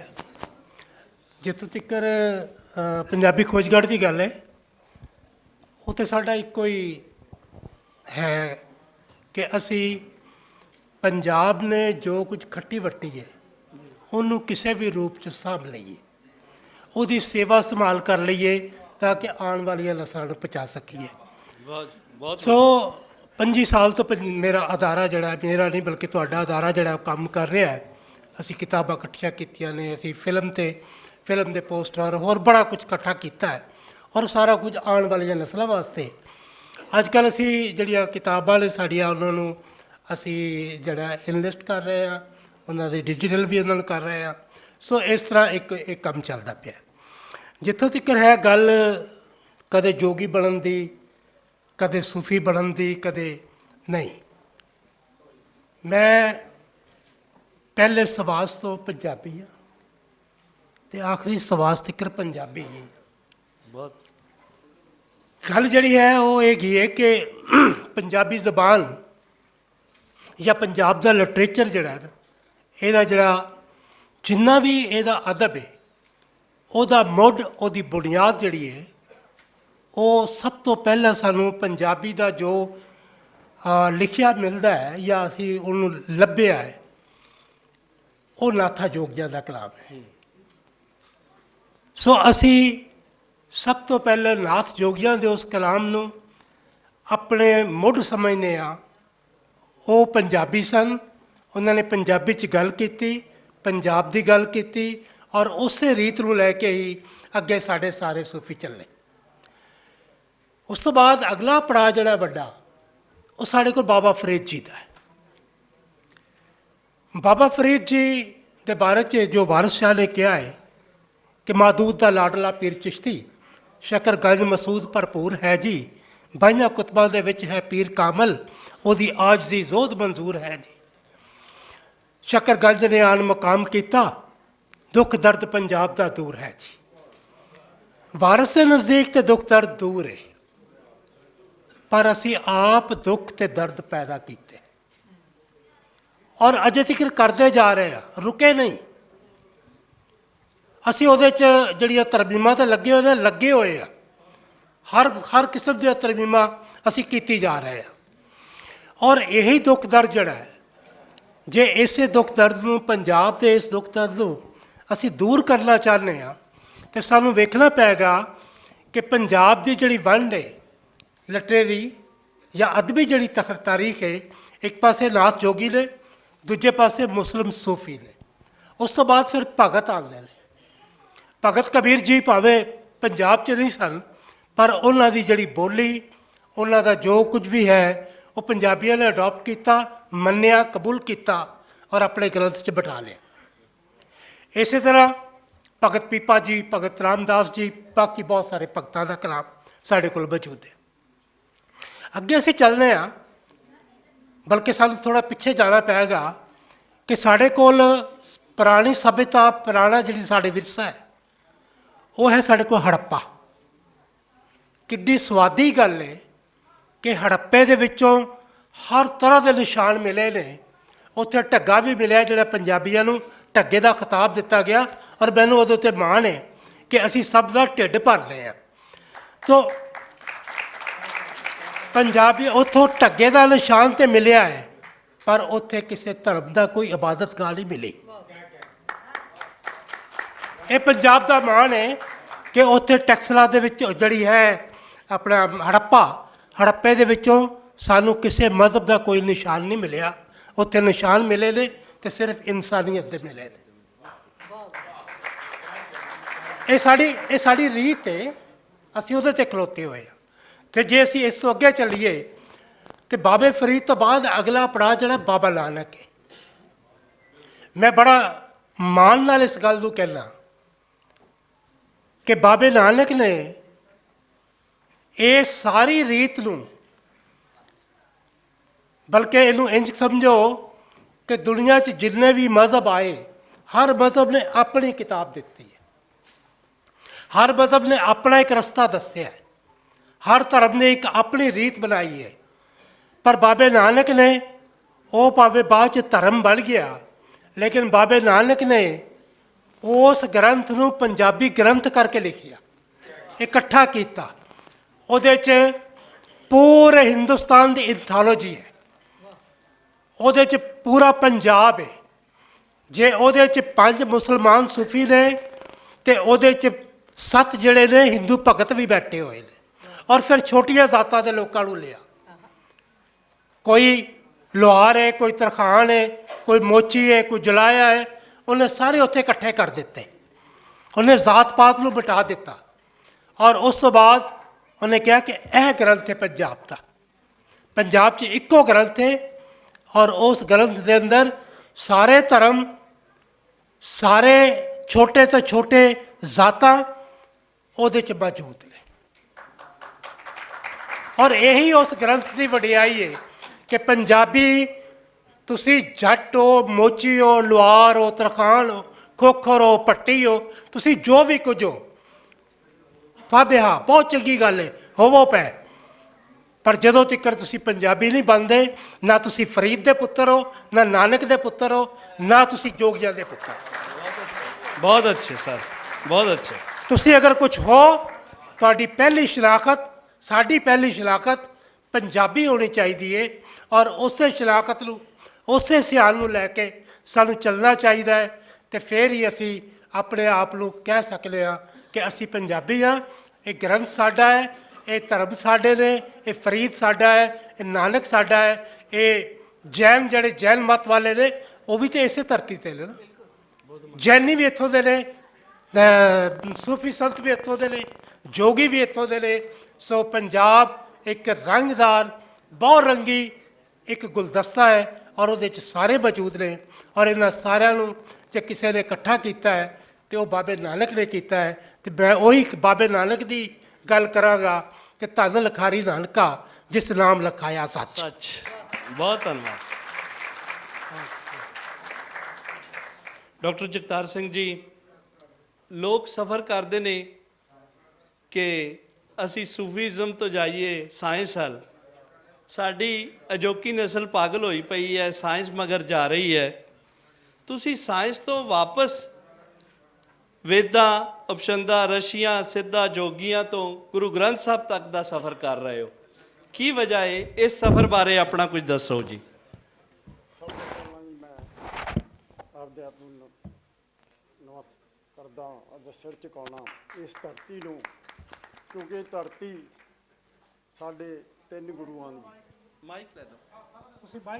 ਤਿੰਨ ਗੁਰੂਆਂ ਦੀ, ਗੁਰੂ ਰਾਮਦਾਸ ਜੀ ਦੀ ਦਾ ਜਨਮ ਸਥਾਨ, ਬਾਬਾ ਨਾਨਕ ਦਾ ਜਨਮ ਸਥਾਨ ਤੇ 5ਵੇਂ ਪਾਤਸ਼ਾਹ ਦਾ ਸ਼ਹਾਦਤ ਸਥਾਨ ਆ। ਮੇਰਾ ਫਰਜ਼ ਬਣਦਾ ਕਿ ਇਸ ਧਰਤੀ ਨੂੰ ਮੈਂ ਸਿਰ ਝੁਕਾਵਾਂ। ਦੂਜਾ, ਮੈਂ ਸਿਰ ਝੁਕਾਉਣਾ ਕਿਉਂਕਿ ਮੈਂ ਸਾਇੰਸਦਾਨ ਰਿਹਾ। ਇਸੇ ਧਰਤੀ ਨੇ ਸਾਇੰਸਦਾਨ ਪੈਦਾ ਕੀਤੇ ਨੇ। ਪਹਿਲਾ ਇਸਲਾਮ ਦਾ ਸਾਇੰਸਦਾਨ ਡਾਕਟਰ ਅਬਦੁਲ ਸਲਾਮ, ਉਹ ਤੁਹਾਡੇ ਝੰਗ ਪੈਦਾ ਕੀਤਾ। ਪਹਿਲਾ ਇਸਲਾਮਿਕ ਔਰ ਪਹਿਲਾ ਫਿਜ਼ਿਕਸ ਦੇ ਵਿੱਚ ਨੋਬਲ ਪ੍ਰਾਈਜ਼ ਇਸੇ ਧਰਤੀ ਤੋਂ ਮਿਲਿਆ।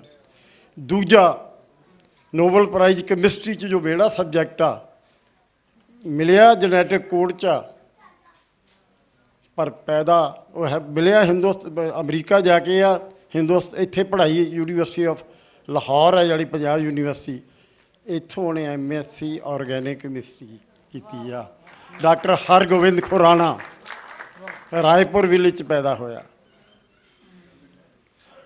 ਉਹ ਕੈਮਿਸਟਰੀ ਦਾ ਔਰ ਜੈਨੇਟਿਕ ਕੋਡ 'ਤੇ ਜਿੱਥੇ ਇਸ ਵੇਲੇ ਸਾਇੰਸ ਕੀ ਕਰ ਰਹੀ ਹੈ ਕਿ ਨਕਲੀ ਮਨੁੱਖ ਬਣਾ ਲਈਏ, ਜੀਨਸ ਦੀ ਰਿਸਰਚ ਕੀਤੀ ਹੈ, ਬੜੀ ਵੱਡੀ ਰਿਸਰਚ ਆ, ਉਹ ਵੀ ਇਸੇ ਧਰਤੀ 'ਤੇ ਪੈਦਾ ਹੋਇਆ।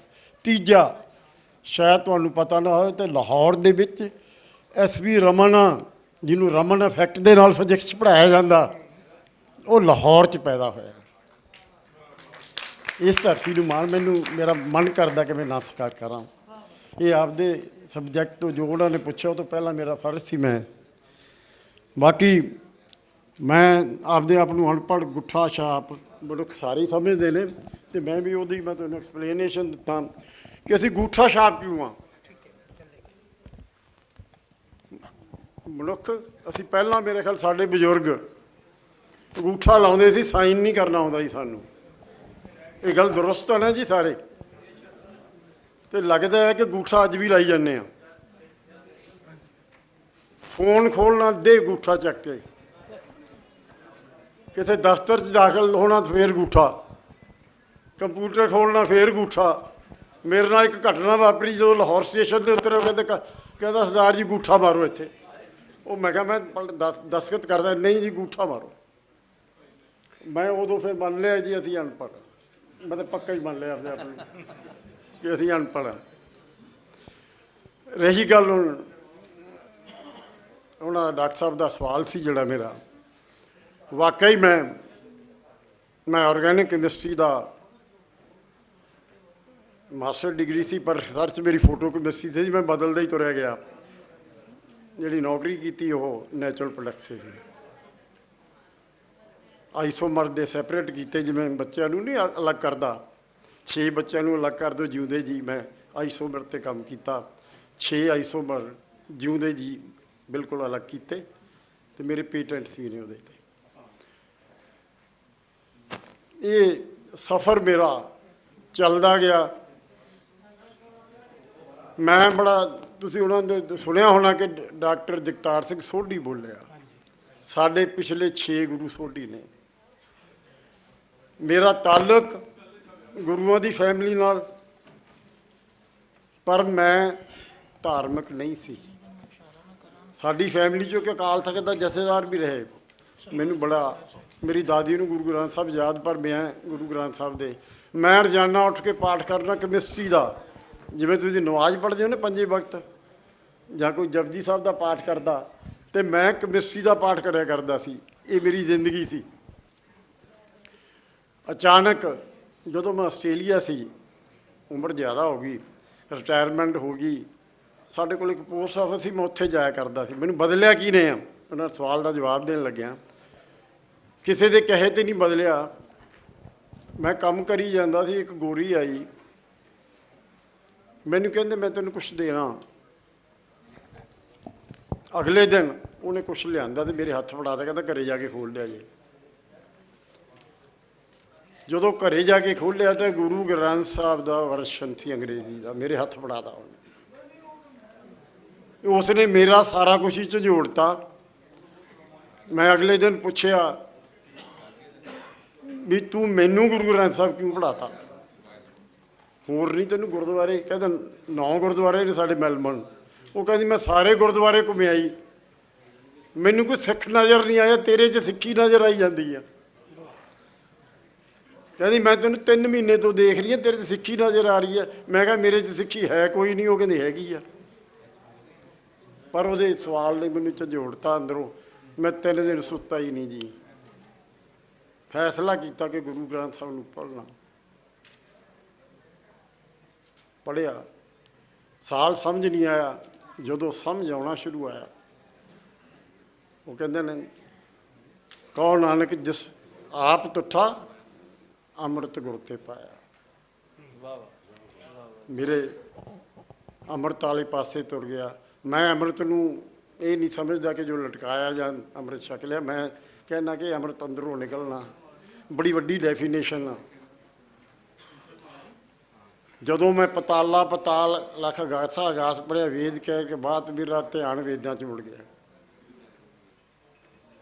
ਮੈਂ ਕਿਹਾ ਵੀ ਗੱਲ ਕੀ ਆ, ਸਾਇੰਸ ਸਟੂਡੈਂਟ ਸੀਗਾ, ਗੱਲ ਮੁੜ ਗਈ। ਤੁਹਾਡੇ ਲਈ ਮੈਂ ਦੱਸਦਾ ਕਿ ਮੈਨੂੰ ਰਿਸ਼ੀਆਂ ਆਪਣੇ ਇਹਨਾਂ ਦਾ ਰਿਸ਼ੀਆਂ ਦਾ ਕਿੱਥੋਂ ਪਤਾ ਲੱਗਾ। ਮੈਂ ਵੇਦ ਪੜ੍ਹ ਮਾਰੇ, ਉਹ ਵੀ ਸੰਸਕ੍ਰਿਤ ਤੋਂ ਸਿੱਖਣੀ ਸ਼ੁਰੂ ਕਰਤੀ ਮੈਂ। 62 ਸਾਲ ਦੀ ਉਮਰ 'ਚ ਮੈਂ ਸੰਸਕ੍ਰਿਤ ਸਿੱਖੀ, ਪੜ੍ਹੀ। ਜੋ ਵੇਦ ਪੜ੍ਹੇ, ਅੰਦਾਜ਼ਾ ਵੇਦ ਤੁਹਾਡੇ ਮੈਂ ਤੁਹਾਡੀ ਨੌਲੇਜ ਵਾਸਤੇ ਦੱਸਦਾ ਕਿ 100 ਤੋਂ ਵੱਧ ਰਿਸ਼ੀਆਂ ਦੀ ਰਚਨਾ ਇਹ ਕਿਹਾ ਗਿਆ, ਬੋਲਿਆ ਗਿਆ। ਜਿਸ ਨੂੰ ਤਰਤੀਬ ਦਿੱਤੀ ਇਸੇ ਧਰਤੀ ਤੇ ਆ। ਬੜਾ ਮਾਣ ਆ ਮੈਨੂੰ ਇਸ ਧਰਤੀ ਤੇ, ਇਹ ਆਲੇ ਦੁਆਲੇ ਦੀ ਧਰਤੀ ਤੇ ਉਹਨਾਂ ਦਾ ਵੀ ਸਾਰਾ ਕੁਝ, ਕਿਤੇ ਬਾਹਰ ਨਹੀਂ ਹੈ। ਦਿੱਤੀ ਉਹਨੂੰ ਤਰਤੀਬ ਕ੍ਰਿਸ਼ਨਾ ਦੈਦੀਪਿਆ, ਜਿਹਨੂੰ ਤੁਸੀਂ ਰਿਸ਼ੀ ਵਿਆਸ ਦੇ ਨਾਂ ਤੇ ਯਾਦ ਕਰਦੇ ਹੋ। ਉਹਦਾ ਅਸਲ ਨਾਂ ਕ੍ਰਿਸ਼ਨਾ ਦੈਦੀਪਿਆ, ਕਿਉਂਕਿ ਜਜ਼ੀਰੇ ਤੇ ਜੰਮਿਆ ਸੀ, ਰੰਗ ਕਾਲਾ ਸੀ। ਉਸ ਨੇ ਵਿਆਸ ਦਾ ਮਤਲਬ ਹੁੰਦਾ ਤਰਤੀਬ ਦੇਣਾ, ਇਸੇ ਲਈ ਰਿਸ਼ੀ ਵਿਆਸ ਪੈ ਗਿਆ।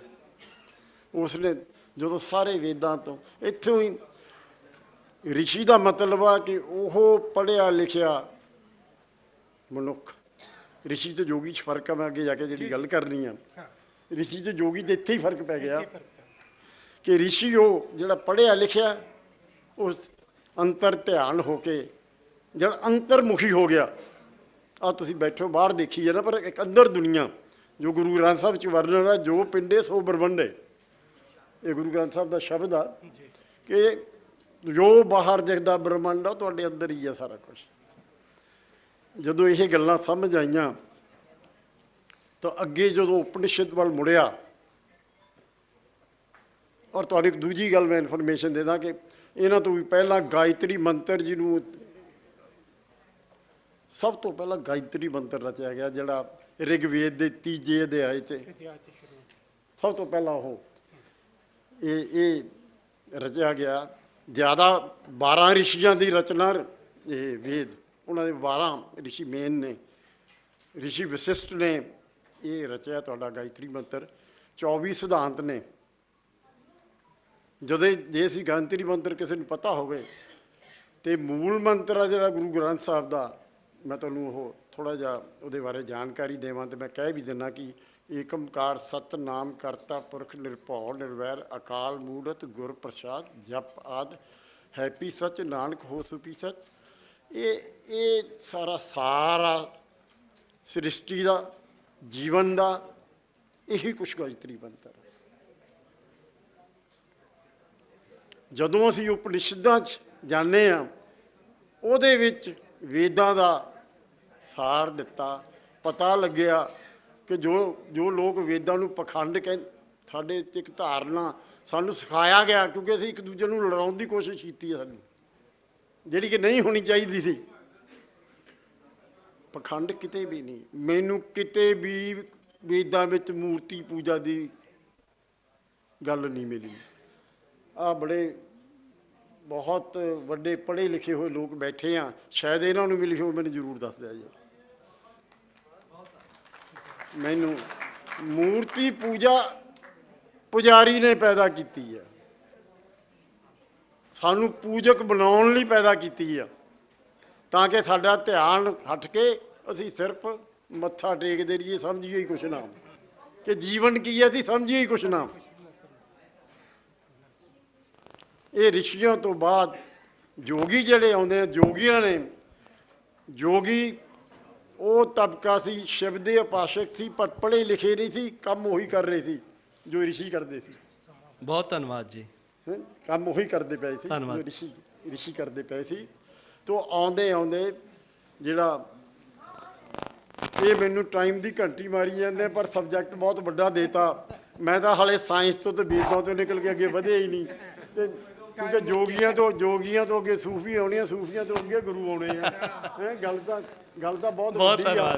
ਇਹ ਮੈਨੂੰ ਰੋਕੀ ਜਾਂਦੇ ਆ, ਤੇ ਗੱਲ ਪੂਰੀ ਹੋ ਹੀ ਨਹੀਂ ਰਹੀ। ਫਿਰ ਮੌਕਾ ਦਿਆਂਗੇ ਕਰਾਂ ਤੇ ਤੁਹਾਨੂੰ। ਕਰਾਂ ਕੀ, ਫਿਰ ਮੌਕਾ ਕਰਾਂ ਤੇ ਦੇਾਂਗੇ, ਕਰਾਂ ਕੀ।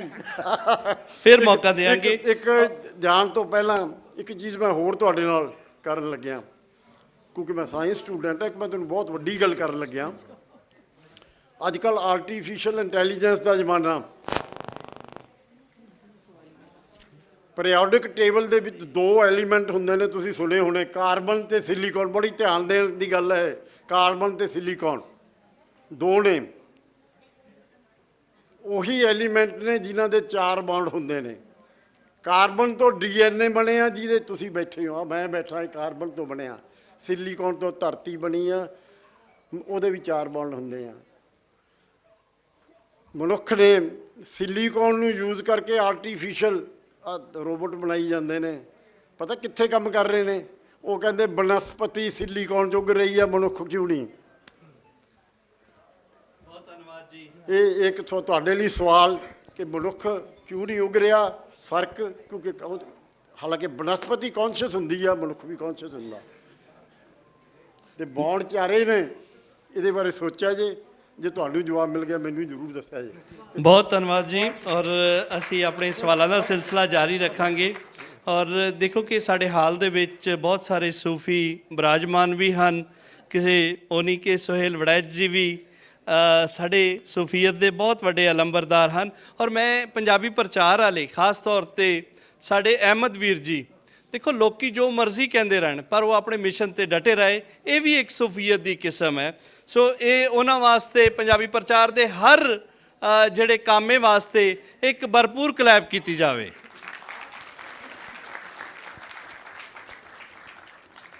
ਮੈਡਮ ਜੀ, ਤੁਹਾਡਾ ਸਾਰਾ ਕੰਮ ਜਿਹੜਾ ਹੈ ਉਹ ਸੂਫੀਅਤ ਤੇ ਹੈ, PhD ਕੀਤੀ ਹੈ। ਤੁਹਾਡੇ ਜ਼ੇਰੇ ਸਾਇਆ ਮੈਂ ਵੀ ਤੁਹਾਡੇ ਨਾਲ ਜਿਹੜਾ ਹੈ ਬਾਬਾ ਨਾਨਕ ਦੇ ਦਰ ਦੇ ਉੱਤੇ ਸੂਫੀਅਤ ਦਾ ਕੰਮ ਕੀਤਾ। ਸਾਡੇ ਸਮਾਜ ਦੇ ਉੱਤੇ ਸੂਫੀਅਤ ਦਾ ਅਸਰ ਕਿਉਂ ਨਹੀਂ ਹੋ ਰਿਹਾ? जी बहुत शुक्रिया। मेरा ख्याल है कि सूफियत, हेलो आवाज़ आ रही? नो जी बहुत शुक्रिया। बड़े घट वेले च ਇੱਥੇ ਗੱਲ ਕਰਨਾ ਤੇ ਮੁਮਕਿਨ ਨਹੀਂ, ਲੇਕਿਨ ਮੈਂ ਸਮਝਦੀ ਹਾਂ ਕਿ ਹਲੇ ਵੀ ਸਾਡੇ ਪੰਜਾਬ 'ਚ ਅਗਰ ਕੁਝ ਕਦਰਾਂ ਬਾਕੀ ਨੇ ਤੇ ਉਹ ਸੂਫੀਜ਼ਮ ਦੀ ਵਜ੍ਹਾ ਤੋਂ ਹੀ ਨੇ, ਵਰਨਾ ਜ਼ਾਹਿਰ ਪ੍ਰਸਤਾਂ ਨੇ ਤੇ ਹੱਦ ਕਰ ਦਿੱਤੀ ਹੋਈ ਹੈ। ਔਰ ਅਗਰ ਅਸੀਂ ਅੱਜ ਵੀ ਆਪਣੇ ਪੰਜਾਬ ਨੂੰ ਬਚਾਉਣਾ ਹੈ ਤੇ ਸਾਨੂੰ ਇਹ ਮਸਨੂਈ ਜ਼ਿੰਦਗੀ ਛੋੜਨੀ ਪਏਗੀ। ਅਸੀਂ ਇਸ ਵੇਲੇ ਕੋਈ ਅਸਲੀ ਜ਼ਿੰਦਗੀ ਨਹੀਂ ਗੁਜ਼ਾਰ ਰਹੇ, ਮਸਨੂਈ ਜ਼ਿੰਦਗੀ ਗੁਜ਼ਾਰ ਰਹੇ ਹਾਂ। ਨਾ ਸਾਡੀ ਜ਼ਮੀਨ ਨਾਲ ਜੁੜਤ ਹੈ, ਨਾ ਸਾਡੀ ਆਪਣੇ ਬੂਟਿਆਂ ਨਾਲ ਜੁੜਤ ਹੈ। ਉਹ ਸਾਰਾ ਨਿਜ਼ਾਮ ਜਿਹੜਾ ਸਾਨੂੰ ਰੱਬ ਨੇ ਦਿੱਤਾ ਸੀ, ਇੱਕ ਖਾਸ ਧਰਤੀ, ਮਿਜ਼ਾਜ, ਦਰਖਤ, ਅਸੀਂ ਉਹ ਆਪਣੇ ਬੂਟੇ ਪੱਟ ਕੇ ਤੇ ਫੈਸ਼ਨੀ ਬੂਟੇ ਲਾ ਲਏ ਨੇ। ਅਸੀਂ ਉਹ ਸੂਫੀਆਂ ਦੀਆਂ ਕਦਰਾਂ, ਉਹਨਾਂ ਦੀਆਂ ਤਾਲੀਮਾਤ ਛੋੜ ਕੇ ਤੇ ਜ਼ਾਹਿਰ ਪ੍ਰਸਤਾਂ ਨੂੰ ਆਪਣੇ ਉੱਪਰ ਹਾਵੀ ਕਰ ਲਿਆ। ਅਸੀਂ ਨੇਕ ਬਣਨਾ ਨਹੀਂ ਚਾਹੁੰਦੇ, ਨੇਕ ਨਜ਼ਰ ਆਉਣਾ ਚਾਹੁੰਦੇ ਹਾਂ। ਕਿਉਂਕਿ ਸਾਨੂੰ ਜਿਹੜੀ ਤਾਲੀਮ ਦਿੱਤੀ ਗਈ ਉਹ ਦਿੱਤੀ ਗਈ ਕਿ ਜਿਹੜੇ ਬੰਦੇ ਦੇ ਹੱਥ 'ਚ ਤਸਬੀਹ ਹੈ, ਜਿਹੜਾ ਹਰ ਵੇਲੇ ਰੋਲਾ, ਬੜਾ ਅਹਿਮ ਕੰਮ ਹੈ, ਤਾਂ ਕਹਿੰਦਾ ਜੀ ਮੈਂ ਪਹਿਲਾਂ ਨਮਾਜ਼ ਪੜ੍ਹਾਵਾਂ। ਯਾਨੀ ਉਹ ਸ਼ੋਅ ਕਰਦਾ ਕਿ ਮੈਂ 5 ਵੇਲੇ ਨਮਾਜ਼ ਪੜ੍ਹਨਾ ਤੇ ਮੈਂ ਤੇ ਸਭ ਤੋਂ ਬੜਾ ਵੱਡਾ ਆਲਾ ਬੰਦਾ ਆ, ਉਹ ਚੰਗਾ ਹੈ। ਔਰ ਜਿਹੜਾ ਬੰਦਾ ਇੱਕ ਬੜੀ ਆਲਾ ਜ਼ਿੰਦਗੀ ਗੁਜ਼ਾਰਦਾ ਹੈ, ਲੋਕਾਂ ਦਾ ਭਲਾ ਕਰਦਾ ਹੈ, ਨੇਕ ਨੀਤੀ ਨਾਲ ਟੁਰਦਾ ਹੈ, ਮਿਲਾਵਟ ਨਹੀਂ ਕਰਦਾ, ਕਿਸੇ ਨੂੰ ਨੁਕਸਾਨ ਨਹੀਂ ਪਹੁੰਚਾਉਂਦਾ, ਉਹ ਲਿਬਰਲ ਖਿਆਲ ਦਾ ਮਾਲਕ ਹੈ, ਉਹਦੇ ਤੇ ਅਸੀਂ ਫਤਵੇ ਲਾਣਾ ਸ਼ੁਰੂ ਕਰ ਦਿੰਦੇ ਹਾਂ, ਸੂਫੀ ਹੋਵੇ ਭਾਵੇਂ ਕੋਈ ਹੋਰ ਹੋਵੇ। ਇਸ ਲਈ ਇਹ ਜਿਹੜੀ 2 ਨੰਬਰੀ ਵਾਲੀ ਜ਼ਿੰਦਗੀ ਅਸੀਂ ਗੁਜ਼ਾਰ ਰਹੇ ਹਾਂ, ਇਹਨੂੰ ਪਹਿਲਾਂ ਸਾਨੂੰ ਛੋੜਨਾ ਪਏਗਾ। ਕਿ ਸਾਨੂੰ ਜਿਹੜਾ ਜ਼ਾਹਿਰ ਪ੍ਰਸਤ ਹੈ ਉਹ ਕਹਿੰਦਾ ਹੈ ਕਿ ਤੁਸੀਂ ਫਰਿਸ਼ਤੇ ਹੋ, ਕਿ ਹਰ ਵੇਲੇ ਤੁਸੀਂ ਨਫਲੀ ਇਬਾਦਤਾਂ ਪੜ੍ਹੋ, ਤੁਸੀਂ ਗਿਣ ਗਿਣ ਕੇ ਸਵਾਬ ਕਮਾਉਣ ਲਈ, ਜੰਨਤ ਲਈ ਤੁਸੀਂ ਇਨਸਾਨ ਨਾ ਬਣੋ। ਸਾਨੂੰ ਰੱਬ ਨੇ ਫਰਿਸ਼ਤਾ ਬਣਾ ਕੇ ਨਹੀਂ ਭੇਜਿਆ, ਇਨਸਾਨ ਬਣਾ ਕੇ ਭੇਜਿਆ, ਜਿਹਨੇ ਹੱਸਣਾ ਹੈ, ਗਾਣਾ ਹੈ, ਜਿਹਨੇ ਰੋਣਾ ਹੈ, ਨਫ਼ਰਤ ਕਰਨੀ ਹੈ, ਮੁਹੱਬਤ ਕਰਨੀ ਹੈ। ਅਸੀਂ ਉਹ ਪੰਜਾਬੀ ਹਾਂ ਕਿ ਕਿਧਰੇ ਢੋਲ ਵੱਜੇ ਤੇ ਸਾਡੇ ਅੰਦਰ ਢੋਲ ਵੱਜਣਾ ਸ਼ੁਰੂ ਹੋ ਜਾਂਦਾ ਹੈ, ਸਾਡੇ ਅੰਦਰ ਧਮਾਲ ਪੈਣੀ ਸ਼ੁਰੂ ਹੋ ਜਾਂਦੀ ਹੈ, ਸਾਡੇ ਪੈਰ ਹਿੱਲਣ ਲੱਗ ਪੈਂਦੇ ਨੇ। ਤੇ ਇਹਨਾਂ ਨੇ ਸਾਨੂੰ ਦੱਸਿਆ ਜੀ ਢੋਲ ਤੇ ਜਿਹੜਾ ਡਾਂਸ ਕਰਦੇ ਉਹ ਤਾਂ ਬੜਾ ਬੇਸ਼ਰਮੀ ਦਾ ਕੰਮ ਹੈ। ਜੀ ਉਹਦੇ 'ਚ ਕਿਹੜੀ ਬੇਸ਼ਰਮੀ ਹੈ? ਤੁਸੀਂ ਮਦਰਸਿਆਂ ਜਿਹੜੀ ਹਵਾਈਆਤੀ ਕਰ ਰਹੇ ਹੋ, ਬੇਸ਼ਰਮੀ ਤੇ ਉਹ ਹੈ। ਨਿੱਕੇ ਨਿੱਕੇ ਬੱਚਿਆਂ ਨਾਲ ਜ਼ਿਆਦਤੀ ਕਰ ਰਹੇ ਹੋ, ਬੇਸ਼ਰਮੀ ਤੇ ਉਹ ਹੈ। ਮਿਲਾਵਟਾਂ ਕਰ ਰਹੇ ਹੋ, ਬੇਸ਼ਰਮੀ ਤੇ ਉਹ ਹੈ। ਜਾਂ ਹੋਰ ਜਿਹੜੇ ਝੂਠ ਬੋਲ ਰਹੇ ਹੋ, ਲੋਕਾਂ ਨੂੰ ਮਜ਼ਹਬੀ ਟੱਚ ਦੇ ਕੇ ਨੁਕਸਾਨ ਪਹੁੰਚਾ ਰਹੇ ਹੋ, ਉਹ ਗਲਤ ਗੱਲ ਹੈ। ਔਰ ਮੌਸੀਕੀ ਗਲਤ ਨਹੀਂ, ਕਦਰਾਂ ਗਲਤ ਨਹੀਂ। ਇਸ ਲਈ ਮੇਰਾ ਖਿਆਲ ਹੈ ਕਿ ਤੁਸੀਂ ਥੋੜ੍ਹੀ ਦੇਰ ਪਹਿਲਾਂ ਇੱਕ ਸਵਾਲ ਪੁੱਛਿਆ ਸੀ ਕਿ क्या जितने सूफी जोगी गुरु आए तो मज़हब के प्रचार लिए आए? मैं समझनी हाँ कि मज़हब के प्रचार लिए नहीं आए। पंजाब मज़हबां का अगरचे जन्म स्थान किया जा सकता है, बहुत सारे मज़हब इत्थे फले ने, और लेकिन ये लोग किसी खास उस रवायती ਜਿਹੜੇ बिल्कुल एक इबादतां ते जुड़े हुए है ਉਹਦੇ ਲਈ नहीं सी आए। ये अपने आप ਨੂੰ एक्सप्लोर ਕਰਨ ਆਏ ਸੀ, ਆਪਣੇ रूहानी निज़ाम ਨੂੰ, ਆਪਣੇ ਬਾਤਨ ਨੂੰ। ਉਹ ਫਿਰ ਇਹਨੂੰ ਸਿਰਫ ਰਿਚੁਅਲਸ ਨਾਲ ਜੋੜ ਦਿੱਤਾ ਗਿਆ। ਪੰਜਾਬੀ ਰਿਚੁਅਲਸ ਨਾਲ ਜੁੜਿਆ ਨਹੀਂ ਰਹਿ ਸਕਦਾ, ਉਹ ਅਸਲੀ ਬੰਦਾ ਹੈ। ਤੇ ਅੱਜ ਇਤਨੀਆਂ ਪਾਬੰਦੀਆਂ ਦੇ ਬਾਵਜੂਦ ਅਸੀਂ ਆਪਣੀ ਅਸਲ ਨਾਲ ਜੁੜੇ ਹੋਏ ਹਾਂ ਤੇ ਸੂਫੀਆਂ ਦਾ ਅਸਰ ਹੈ। ਬਹੁਤ ਸ਼ੁਕਰੀਆ। ਬਹੁਤ ਧੰਨਵਾਦ ਭੈਣ ਜੀ। ਮੈਂ ਖਾਲਿਦ ਮਸੂਦ ਸਾਹਿਬ, ਅਸੀਂ ਤੁਹਾਡੇ ਕੋਲੋਂ ਤੁਹਾਡੀਆਂ ਕਿਤਾਬਾਂ ਦੇ ਵਿੱਚੋਂ ਜਿਹੜੀ ਹੈ ਬਿਲਕੁਲ ਉਹਦੇ ਵਿੱਚੋਂ ਬਹੁਤ ਕੁਝ ਸਿੱਖਿਆ ਹੋਇਆ ਹੈ। ਖਾਸ ਤੌਰ 'ਤੇ ਤੁਸੀਂ ਇਸ ਖਿੱਤੇ ਦੀ ਇਨਸਾਨ ਦੋਸਤੀ ਦੇ ਬਾਰੇ ਬੜੇ ਡੂੰਘੇ ਵਿਚਾਰ ਦੱਸੇ ਹਨ, ਔਰ ਉਸ ਦੇ ਵਿੱਚ ਵੱਖ-ਵੱਖ ਜਿਹੜੇ ਸਾਡੇ ਬਜ਼ੁਰਗਾਨੇ ਦੀਨ ਨੇ, ਜਿਹੜੇ ਗੁਰੂ ਸਾਹਿਬਾਨ ਨੇ, ਭਗਤ ਨੇ, ਨਾਥ ਜੋਗੀ ਨੇ, ਉਹਨਾਂ ਸਾਰਿਆਂ ਨੂੰ ਇੱਕ ਹੀ ਲੈਅ ਦੇ ਵਿੱਚ ਬਿਆਨ ਕੀਤਾ ਹੋਇਆ। ਪਰ ਅਜੋਕੀ ਜਿਹੜੀ ਵੀ ਖੋਜ ਹੈ ਉਹਦੇ ਵਿੱਚ ਬਾਬਾ ਫਰੀਦ ਜੀ ਨੂੰ ਸੂਫੀਅਤ ਵੱਲ ਲੈ ਕੇ ਜਾ ਰਹੇ ਨੇ ਤੇ ਸਿੱਖ ਧਰਮ ਉਹਨਾਂ ਨੂੰ ਭਗਤੀ ਲਹਿਰ ਦਾ ਹਿੱਸਾ ਸਮਝਦੇ ਹਨ। ਤੁਸੀਂ ਕੀ ਸਮਝਦੇ ਹੋ ਕਿ ਸੂਫੀਅਤ ਤੇ ਭਗਤੀ ਲਹਿਰ ਵੱਖਰੀ ਵੱਖਰੀ ਹਨ?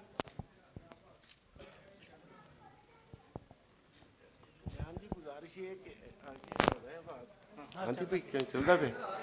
ਅੱਛਾ ਕਲਿਆਣ ਜੀ, ਮੈਂ ਅੱਗੇ ਵੀ ਪਹਿਲੇ ਵੀ ਇਹ ਗੁਜ਼ਾਰਿਸ਼ ਕੀਤੀ ਹੈ ਕਿ ਅਸੀਂ ਇਹ ਸਾਰੀ ਦੀ ਸਾਰੀ ਵੰਡ ਕਲੋਨੀਅਲ ਵੰਡ ਹੈ, ਯਾਨੀ ਕਿ ਸੂਫੀ ਅਲੱਗ ਹੈ, ਗੁਰੂ ਅਲੱਗ ਹੈ, ਨਾਥ ਜੋਗੀ ਅਲੱਗ ਹੈ। ਉਹ ਇੱਕ ਕੰਟੀਨਿਊਟੀ ਹੈ ਰਿਗਵੇਦ ਤੋਂ ਲੈ ਕੇ, ਯਾਨੀ ਕਿ ਰਿਗਵੇਦ ਵੀ ਮੇਰੀ ਹੈ, ਅੱਗੋਂ ਜੋਗੀ ਵੀ ਮੇਰੇ ਨੇ, ਸੂਫੀ ਮੇਰੇ ਨੇ, ਗੁਰੂ ਵੀ ਮੇਰੇ ਨੇ। ਅੱਗੋਂ ਮੁੱਢਲੀ ਗੱਲ ਇਹ ਹੈਗੀ ਹੈ ਕਿ ਅਸੀਂ ਜਿਹੜਾ ਸਾਨੂੰ ਇਹ ਕਨਸੈਪਟ ਦਿੱਤਾ ਹੈ ਨਾ ਕਿ ਸੂਫੀ ਦਾ ਇਸ ਜ਼ਿੰਦਗੀ ਦੇ ਨਾਲ, ਇੱਥੋਂ ਰਹਿਣ ਵਾਲੀ ਜ਼ਿੰਦਗੀ ਦੇ ਨਾਲ ਕੋਈ ਤਾਲੁਕ ਨਹੀਂ, ਬਲਕਿ ਉਹਨਾਂ ਦਾ ਅਗਲੀ ਜ਼ਿੰਦਗੀ ਨਾਲ ਤਾਲੁਕ ਹੈ। ਇਹ ਵੀ ਇਸੇ ਦੌਰ ਦੇ ਵਿੱਚ ਆਇਆ ਹੈ। ਔਰ ਜਿਹੜੀ ਪ੍ਰੀਚਿੰਗ ਆਫ ਇਸਲਾਮ ਇੱਕ ਕਿਤਾਬ ਸੀ ਥੋਮਸ ਹਾਰਨਲ ਦੀ, ਉਹਦੇ ਵਿੱਚ ਸਿਰਫ ਇੱਕ ਲਿਖਿਆ ਹੈ ਫਿਕਰਾ ਕਿ ਸੂਫੀਆਂ ਨੇ ਇਸਲਾਮ ਦੀ ਤਬਲੀਗ ਕੀਤੀ ਹੈ, ਵਰਨਾ ਸੂਫੀ ਤੇ ਆਪਣੇ ਖਾਨਕਾਹ ਤੋਂ ਬਾਹਰ ਨਹੀਂ ਨਿਕਲਿਆ। ਸੂਫੀ ਦੇ ਕੋਲ ਤਾਂ ਜਿਹੜਾ ਹੈ ਉਹਦੇ ਕਿਰਦਾਰ ਨੂੰ ਵੇਖ ਕੇ ਉਹਨੇ ਅਗਰ ਇਸਲਾਮ ਕਬੂਲ ਕੀਤਾ ਤਾਂ ਵੀ ਕਦੇ ਉਹਨਾਂ ਨੇ ਕਿਸੇ ਨੂੰ ਨਹੀਂ ਕਿਹਾ ਵੀ ਤੂੰ ਇਸਲਾਮ ਕਬੂਲ ਕਰ ਜਾਂ ਕਿਹੜਾ ਮਜ਼ਹਬ ਕਬੂਲ ਕਰਕੇ ਕਿਹੜਾ ਮਜ਼ਹਬ ਛੱਡ ਦੇ। ਅੱਛਾ, ਇਹ ਜਿਹੜੇ ਸਨ ਜੀ ਸੂਫੀਆਏ ਕਰਾਮ ਜਿਹੜੇ ਨੇ, ਇਹਨਾਂ ਨੇ ਆਪਣੇ ਜਿਵੇਂ ਕਿ ਇੱਕ ਸਾਨੂੰ ਇਹ ਦੱਸਿਆ ਉਹਨਾਂ ਨੇ ਕਿ ਜਨਾਬ ਉਹਨਾਂ ਦਾ ਐਸ ਜ਼ਿੰਦਗੀ ਨਾਲ ਤਾਲੁਕ ਹੈ। ਹੁਣ ਇੱਕ ਸੁਲਤਾਨ ਬਾਹੂ ਦਾ ਇੱਕ ਅਬਿਆਤੇ ਬਾਹੂ ਦੇ ਵਿੱਚ ਹੈਗਾ ਇਹ ਦੋਵਾਂ ਜ਼ਿੰਦਗੀਆਂ ਦੇ ਬਾਰੇ 'ਚ। ਉਹ ਕਹਿੰਦੇ ਨੇ ਕਿ ਮੀਮ ਮੁਰਸ਼ਦ ਉਹ ਸਹੇੜੀਏ ਜਿਹੜਾ ਦੋ ਜੱਗ ਖੁਸ਼ੀ ਵਿਖਾਵੇ ਹੂ, ਅਵਲ ਗਮ ਟੁਕੜੇ ਦਾ ਮੇਟੇ ਵੱਤ ਰੱਬ ਦਾ ਰਾ ਸੁਝਾਵੇ ਹੂ, ਇਸ ਕਲਰ ਵਾਲੀ ਕੱਦੀ ਨੂੰ ਚਾ ਚਾਂਦੀ ਖਾਸ ਬਣਾਵੇ ਹੂ, ਤੇ ਜਿਸ ਮੁਰਸ਼ਦ ਇੱਥੇ ਕੁਝ ਨਹੀਂ ਕੀਤਾ ਉਹ ਕੂੜੇ ਲਾਰੇ ਲਾਵੇ ਹੂ। ਵਾਹ ਵਾਹ। ਤਬਦੀਲੀ ਤੁਸੀਂ ਇਸ ਦੁਨੀਆ ਦੇ ਵਿੱਚ ਕਰਨੀ ਹੈ। ਸੂਫੀ ਵੀ ਇਸ ਦੁਨੀਆ ਨੂੰ ਤਬਦੀਲ ਕਰਨਾ ਹੈ। ਉਹ ਕਹਿੰਦਾ ਵੀ ਇਸ ਦੁਨੀਆ ਦੀ ਤਬਦੀਲੀ ਹੀ ਇਸ ਗੱਲ ਦੀ ਨਿਸ਼ਾਨੀ ਹੈ ਕਿ ਉਹ ਅਗਾਂਹ ਵੀ ਤੁਸੀਂ ਜਾ ਕੇ ਫਲਾਹ ਪਾਓਗੇ ਤੇ ਅਗਾਂਹ ਵੀ ਤੁਹਾਨੂੰ ਨਿਜਾਤ ਹੋਗੀ। ਇਸ ਵਾਸਤੇ ਜਿਹੜਾ ਸੂਫੀ ਹੈ ਉਹ ਇੱਕ ਸੂਫੀਅਤ ਇੱਕ ਵਿਚਾਰਧਾਰਾ ਹੈ ਜਿਹੜੀ ਕਿ ਇਨਸਾਨ ਕੁੱਲ ਇਨਸਾਨ ਦੇ ਨਾਲ, ਯਾਨੀ ਕਿ ਇਨਸਾਨੀਅਤ ਦੇ ਨਾਲ ਜੁੜੀ ਹੋਈ ਹੈ। ਉਹਦੇ ਅੰਦਰ ਕੋਈ ਵੰਡ ਨਹੀਂ ਕਿਸੇ ਦੀ, ਨਾ ਉਹਨਾਂ ਨੇ ਕਦੇ ਕਿਸੇ ਨੂੰ ਵੰਡ ਕੀਤੀ ਸੀ। ਉਹਨਾਂ ਨੇ ਸਾਰਿਆਂ ਦੇ ਵਾਸਤੇ, ਕਿਸੇ ਸੂਫੀ ਨੇ ਕਿਸੇ ਮੁਸਲਮਾਨ ਨੂੰ ਖਿਤਾਬ ਨਹੀਂ ਕੀਤਾ। ਉਹਨਾਂ ਨੇ ਜਦੋਂ ਵੀ ਖਿਤਾਬ ਕੀਤਾ ਸਾਰੇ ਇਨਸਾਨਾਂ ਨੂੰ ਖਿਤਾਬ ਕੀਤਾ ਹੈ। ਇਸ ਵਾਸਤੇ ਉਹ ਇਨਸਾਨੀਅਤ ਦੋਸਤ ਨੇ, ਹਿਊਮੈਨਿਸਟ ਹੈਗੇ ਨੇ। ਬਹੁਤ ਧੰਨਵਾਦ ਜੀ ਖਾਲਿਦ ਮਸੂਦ ਸਾਹਿਬ ਜੀ। ਇਕਬਾਲ ਕੈਸਰ ਜੀ, ਇੱਕ ਬਹੁਤ ਹੀ ਮਹੱਤਵਪੂਰਨ ਸਵਾਲ ਹੈ ਜਿਹੜਾ ਕਿ ਸਾਡੇ ਉਹਨਾਂ ਵੱਲੋਂ ਆ ਰਿਹਾ ਹੈ, ਉੱਤੋਂ ਆ ਰਿਹਾ ਹੈ। ਉਹ ਇੱਕ ਗੱਲ ਕਹਿ ਰਹੇ ਨੇ ਕਿ ਕੀ ਜਿਹੜਾ ਜੈਨ ਧਰਮ ਹੈ, ਤੁਸੀਂ ਉਹਦੇ 'ਤੇ ਬੜੀ ਖੋਜ ਕੀਤੀ ਹੈ ਔਰ ਪਾਕਿਸਤਾਨ ਵਿੱਚ ਜੈਨ ਧਰਮਾਂ ਦੇ ਜਿੰਨੇ ਵੀ ਪਵਿੱਤਰ ਅਸਥਾਨ ਨੇ ਉਹਨਾਂ ਨੂੰ ਬਿਆਨ ਕੀਤਾ ਹੋਇਆ ਵਾ, ਕੀ ਜੈਨ ਧਰਮ ਤੇ ਨਾਥਾਂ ਦੇ ਵਿੱਚ ਕੋਈ ਫਰਕ ਹੈ ਜਾਂ ਤਕਰੀਬਨ ਇੱਕੋ ਹੀ ਸਨ?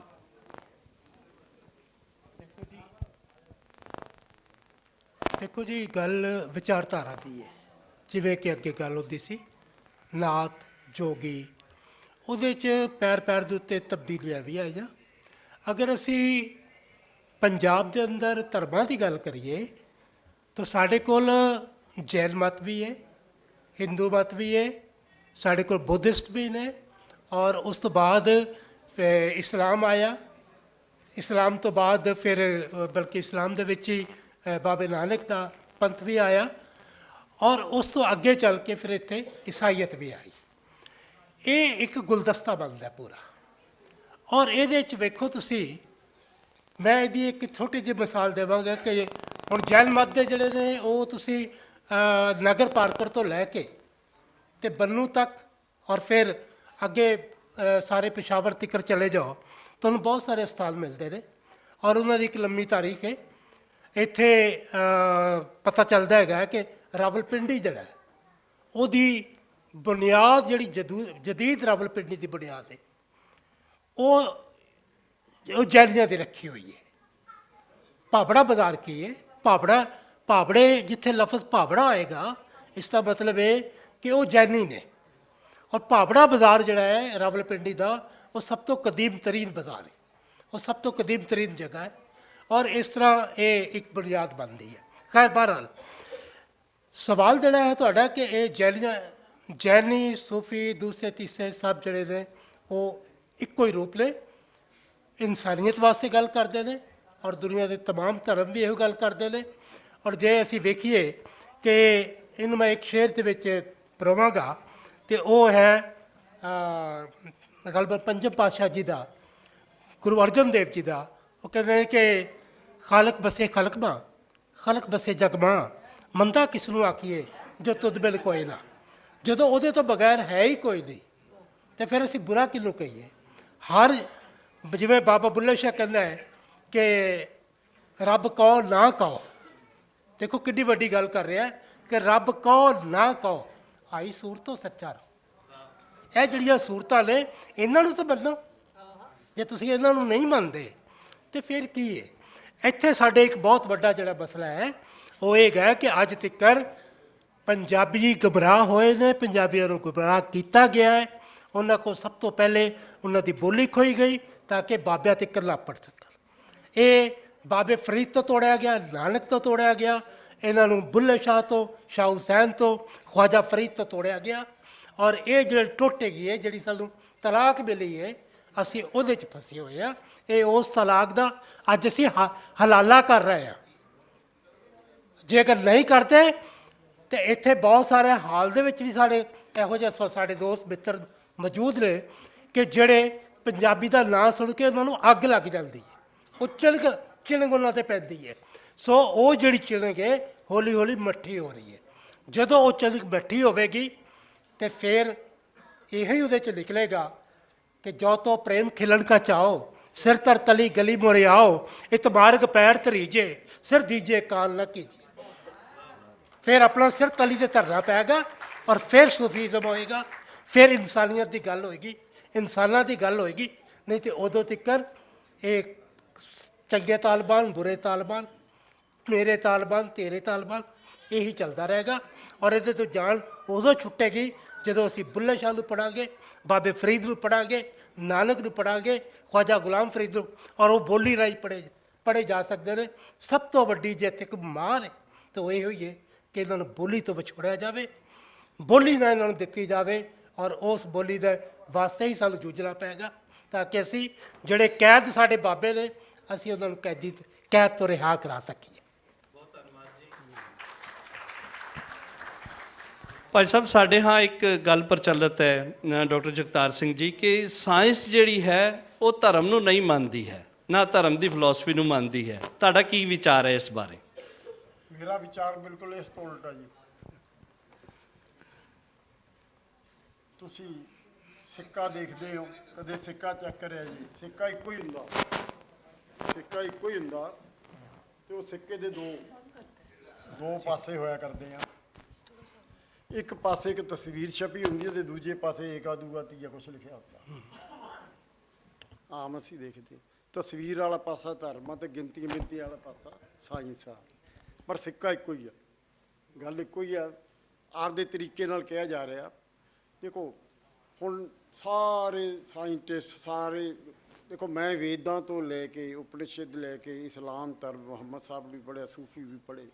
ਮੇਰੇ ਕੋਲ ਪੜ੍ਹਨ ਦਾ ਕੋਈ ਕਾਰਨ ਸੀ, ਬੁੱਧ ਮਤ ਵੀ ਪੜ੍ਹਿਆ, ਜੈਨ ਧਰਮ ਵੀ ਪੜ੍ਹਿਆ, ਅਖੀਰ ਗੁਰੂ ਗ੍ਰੰਥ ਸਾਹਿਬ ਮੈਂ ਲਗਾਤਾਰ 10 ਸਾਲ ਤੋਂ ਪੜ੍ਹ ਰਿਹਾ। ਮੈਂ ਇੱਕ ਦਿਨ ਵੀ ਨਹੀਂ ਛੱਡਿਆ। ਗੁਰੂ ਗ੍ਰੰਥ ਸਾਹਿਬ ਦੇ ਵਿੱਚ ਇੱਕ ਚੀਜ਼ ਜੋ ਤੁਹਾਨੂੰ ਨਜ਼ਰ ਆਊਗੀ, ਜੇ ਵੇਦਾਂ ਦੇ ਵਿੱਚ ਜੇ ਕੋਈ ਪੜ੍ਹੇ 8ਵਾਂ ਤੇ 10ਵਾਂ ਅਧਿਆਇ, ਖਾਸ ਤੌਰ 'ਤੇ ਰਿਗਵੇਦ ਦਾ ਪੜ੍ਹੇ, ਜੋ ਐਵੋਲੂਸ਼ਨ ਆਫ ਦਿਸ ਯੂਨੀਵਰਸ ਦਾ ਉਹਦੇ 'ਚ ਵਰਣਨ ਆ, ਉਹ ਇੱਕ ਧਾਰਮਿਕ ਗ੍ਰੰਥ ਮੰਨਦੇ ਆ ਨਾ, ਅਸੀਂ ਧਾਰਮਿਕ ਗ੍ਰੰਥ ਮੰਨਦੇ ਆ ਕਿ ਕਿੱਥੋਂ ਇਹ ਸੰਸਾਰ ਦੀ ਉਤਪਤੀ ਹੋਈ ਆ। ਅੱਜ ਮੈਂ ਸਾਇੰਸ ਸਟੂਡੈਂਟ ਵੀ ਹਾਂ, ਮੈਂ ਬਿਗ ਬੈਂਗ ਥਿਊਰੀ ਵੀ ਜਾਣਦਾ, ਮੈਂ ਰੋਜਰ ਪੈਂਡਰੇਜ ਦੀ ਮਲਟੀਵਰਸ ਥਿਊਰੀ ਵੀ ਜਾਣਦਾ। ਮੈਂ ਜਦੋਂ ਇਹਨਾਂ ਨੂੰ ਬਹੁਤ ਗਹਿਰਾਈ ਨਾਲ ਵਾਚ ਕਰਦਾ, ਜਦੋਂ ਓਂਕਾਰ ਦੇ ਬਾਰੇ ਵੀ ਮੈਂ ਰਿਸਰਚ ਕਰ ਰਿਹਾ ਕਿ ਓਂਕਾਰ ਤੋਂ ਯੂਨੀਵਰਸਿਟੀ ਕਿਵੇਂ ਅਸਲ ਸਾਡੇ ਜਿਹੜੇ ਪ੍ਰਾਣ ਆ ਨਾ, ਜਿਹਨੂੰ ਤੁਸੀਂ ਸਵਾਸ ਕਹਿੰਦੇ ਆ, ਪ੍ਰਾਣ ਤੋਂ ਸਾਡੇ ਮਨ ਦੇ ਵਿਕਾਰ ਆ, ਜਿਹੜੇ ਮਨ ਤੋਂ ਵਿਕਾਰ ਪੈਦਾ ਹੁੰਦੇ ਆ, ਜੇ ਵਿਕਾਰ ਤੋਂ ਚੰਗੇ ਵਿਚਾਰ ਬਣ ਜਾਣ ਤਾਂ ਪ੍ਰਾਣ ਨੂੰ ਰਸਤਾ ਮਿਲ ਜਾਂਦਾ, ਅੰਮ੍ਰਿਤ ਓਂਕਾਰ ਦਾ ਰਸਤਾ ਉਦੋਂ ਅੱਗੇ ਉਤਪਤੀ ਆ। ਇਹ ਇੱਕ ਧਾਰਮਿਕ ਰਸਤਾ ਜਿਹਨੂੰ ਕਹਿ ਰਹੇ ਅਸੀਂ ਜਾ ਰਹੇ ਹਾਂ। ਉਹ ਥਿਊਰੀ ਕੀ ਕਹਿ ਰਹੀ ਹੈ ਕਿ ਇਹ ਸਾਰੇ ਇੱਕੋ ਬਿੰਦੂ ਵੱਲ ਇਸ਼ਾਰਾ ਕਰ ਰਹੇ ਹਾਂ। ਵੇਦ ਪੜ੍ਹ ਲਓ, ਗੁਰੂ ਗ੍ਰੰਥ ਸਾਹਿਬ ਪੜ੍ਹ ਲਓ, ਤੁਸੀਂ ਕੁਰਾਨ ਸ਼ਰੀਫ ਪੜ੍ਹ ਲਓ, ਜੋ ਮੇਰੀ ਸੋਚ ਆ। ਇੱਕ ਹੋਰ ਚੀਜ਼ ਤੁਹਾਨੂੰ ਮੈਂ ਕੁਰਾਨ ਸ਼ਰੀਫ ਤੇ ਦੁਨੀਆ ਦੇ ਮਸ਼ਹੂਰ ਸਾਇੰਟਿਸਟ ਬਾਰੇ ਇੱਕ ਦੱਸਣ ਲੱਗਿਆ, ਐਲਬਰਟ ਆਇਨਸਟਾਈਨ ਬਾਰੇ। ਮੁਹੰਮਦ ਸਾਹਿਬ, ਮੈਂ ਸਿਰ ਝੁਕਾਉਣਾ, ਸਾਰੇ ਜਾਣਦੇ ਹੋ, ਸਾਰੇ ਕਹਿੰਦੇ ਆ ਕਿ ਸਾਡੇ ਕੌਨਸ਼ੀਅਸ, ਸਬਕੌਨਸ਼ੀਅਸ, ਸੁਪਰ ਕੌਨਸ਼ੀਅਸ ਅਤੇ ਅਨਕੌਨਸ਼ੀਅਸ ਮਾਈਂਡ ਆ। ਸਬਕੌਨਸ਼ੀਅਸ 'ਚ ਅਸੀਂ ਸੁਪਨੇ ਲੈਂਦੇ ਹਾਂ ਅਤੇ ਸੁਪਰ ਕੌਨਸ਼ੀਅਸ ਕਿਸੇ ਦੀ ਜਾਗਦੀ ਆ। ਮੁਹੰਮਦ ਸਾਹਿਬ ਜੋ ਸਾਰੀ ਰਾਤ ਉਸ ਅਵਸਥਾ ਦੇ ਵਿੱਚ ਨਜ਼ਰ ਆਉਂਦਾ ਸੀ ਉਹਨਾਂ ਨੇ ਉਹ ਬਿਆਨ ਕਰਨਾ, ਪੱਥਰਾਂ 'ਤੇ ਲਿਖਾਉਣ ਦੀ ਵੀ ਕੋਸ਼ਿਸ਼ ਕੀਤੀ, ਨਹੀਂ ਲਿਖੀ। That is a different type issue. ਉਹ ਇਸਲਾਮ ਧਰਮ ਦੇ ਬਾਨੀ ਮੰਨੇ ਜਾਂਦੇ ਆ। ਉਹ ਕੁਛ ਕਹਿ ਗਏ, ਉਹਨਾਂ ਨੇ ਐਵੋਲੂਸ਼ਨ ਯੂਨੀਵਰਸ ਦੇ ਬਾਰੇ ਵੀ ਕਿਹਾ, ਸਾਰਾ ਕੁਛ ਕਿਹਾ। ਦੂਸਰੇ ਪਾਸੇ ਐਲਬਰਟ ਆਇਨਸਟਾਈਨ, ਉਹ ਵੀ ਸੁਪਨੇ ਲੈਂਦੇ ਸੀ। ਦੋਨਾਂ ਦੀ ਸਿਮਿਲੈਰਿਟੀ ਦੇਖੋ ਕੀ ਆ। ਉਹ ਇੱਕ ਧਰਮ ਦੇ ਬਾਨੀ ਨੇ, ਉਹ ਇੱਕ ਸਾਇੰਟਿਸਟ ਨੇ। ਉਹ ਸੁਪਨੇ ਲੈਂਦੇ ਸੀ, ਸੁਬਾਹ ਲਿਖ ਲੈਂਦੇ ਸੀ, ਲਿਖ ਕੇ ਦਿਨੇ ਐਕਸਪੈਰੀਮੈਂਟ ਕਰਦੇ ਸੀ ਅਤੇ ਥਿਊਰੀ ਆਫ ਰਿਲੇਟੀਵਿਟੀ ਦਾ ਸਿਧਾਂਤ ਦਿੱਤਾ ਕਿ ਜਿਹੜੀ ਤੁਹਾਡੀ ਲਾਈਟ ਆ, ਇਦੋਂ ਜ਼ਿਆਦਾ ਕੋਈ ਟਰੈਵਲ ਨਹੀਂ ਕਰ ਸਕਦਾ।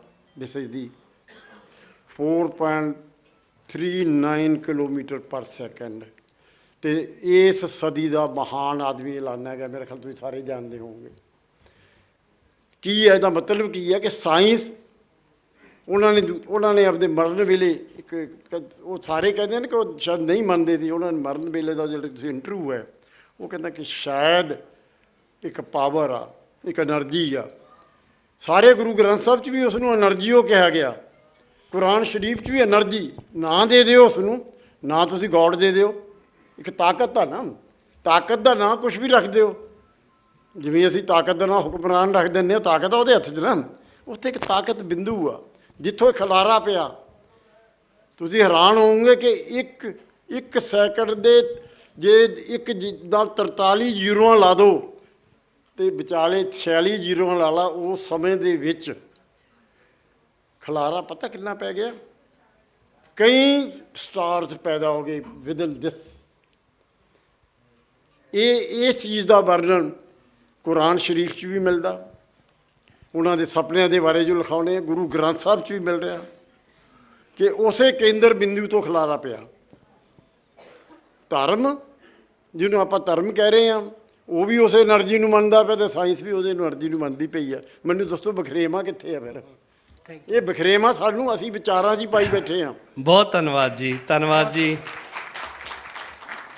ਸਾਡਾ ਇਹ ਪੈਨਲਿਸਟ ਜਿਹੜਾ ਹੈ ਪੰਜਾਬ ਦਾ ਸਿਰਮੌਰ ਪੈਨਲਿਸਟ ਹੈ, ਔਰ ਮੈਂ ਇਸ ਗੱਲ ਦੇ ਉੱਤੇ ਇਸ ਪੈਨਲ ਦੀ ਨੂੰ ਤੋਂ ਇਜਾਜ਼ਤ ਚਾਹਾਂਗਾ, ਆਪ ਜੀਆਂ ਸਾਰਿਆਂ ਕੋਲੋਂ ਇਜਾਜ਼ਤ ਚਾਹਾਂਗਾ ਕਿ ਨੀਚਾ ਅੰਦਰ ਨੀਚ ਜਾਤ, ਨੀਚੀ ਹੂੰ ਅਤ ਨੀਚ, ਸਭ ਤੋਂ ਨੀਵੀਂ ਜ਼ਾਤ। ਨਾਨਕ ਤਿਨ ਕੈ ਸੰਗ ਸਾਥ, ਵੱਡਿਆਂ ਸਿਓ ਕਿਆ ਰੀਸ, ਕਿ ਮੇਰੀ ਵੱਡਿਆਂ ਨਾਲ ਕੋਈ ਰੀਸ ਨਹੀਂ, ਅਸੀਂ ਸਾਰੇ ਬਰਾਬਰ ਹਾਂ। ਪੰਜਾਬ ਨੇ ਹਮੇਸ਼ਾ ਕਬੂਲੀਅਤ ਦਾ ਦਰਸ ਦਿੱਤਾ ਹੈ, ਪੰਜਾਬੀ ਨੇ ਹਮੇਸ਼ਾ ਕਬੂਲੀਅਤ ਦਾ ਦਰਸ ਦਿੱਤਾ ਹੈ, ਪੰਜਾਬੀਅਤ ਨੇ ਹਮੇਸ਼ਾ ਕਬੂਲੀਅਤ ਦਾ ਦਰਸ ਦਿੱਤਾ ਹੈ ਕਿ ਇੱਕ ਦੂਸਰੇ ਨੂੰ ਕਬੂਲ ਕਰੋ ਇਨਸਾਨ ਸਮਝ ਕੇ। ਜਿਵੇਂ ਬਾਬਾ ਨਾਨਕ ਦਾ फरमान है कि मेहर मसीत सिदक मसला हक हलाल कुरान, कि मेहर दी मसीत होवे, रहम दी मसीत होवे, सिदक दा मसला होवे ते रब दी दित्ती हुई हक हलाल कुरान ते तुहाडे कोल है ही है। सो ये है कि सारे इंसानां नूं उसे तरह ही कबूल करो जिवें तो पहला साडे नाथां जोगियां ने, साडे भगतां ने, साडे सूफियां ने, साडे गुरु साहिबाना ने एक दूसरे नूं कबूल कीता है। आओ पंजाबीओ एक दूसरे नूं कबूल करिए। बहुत धन्नवाद, शुक्रिया।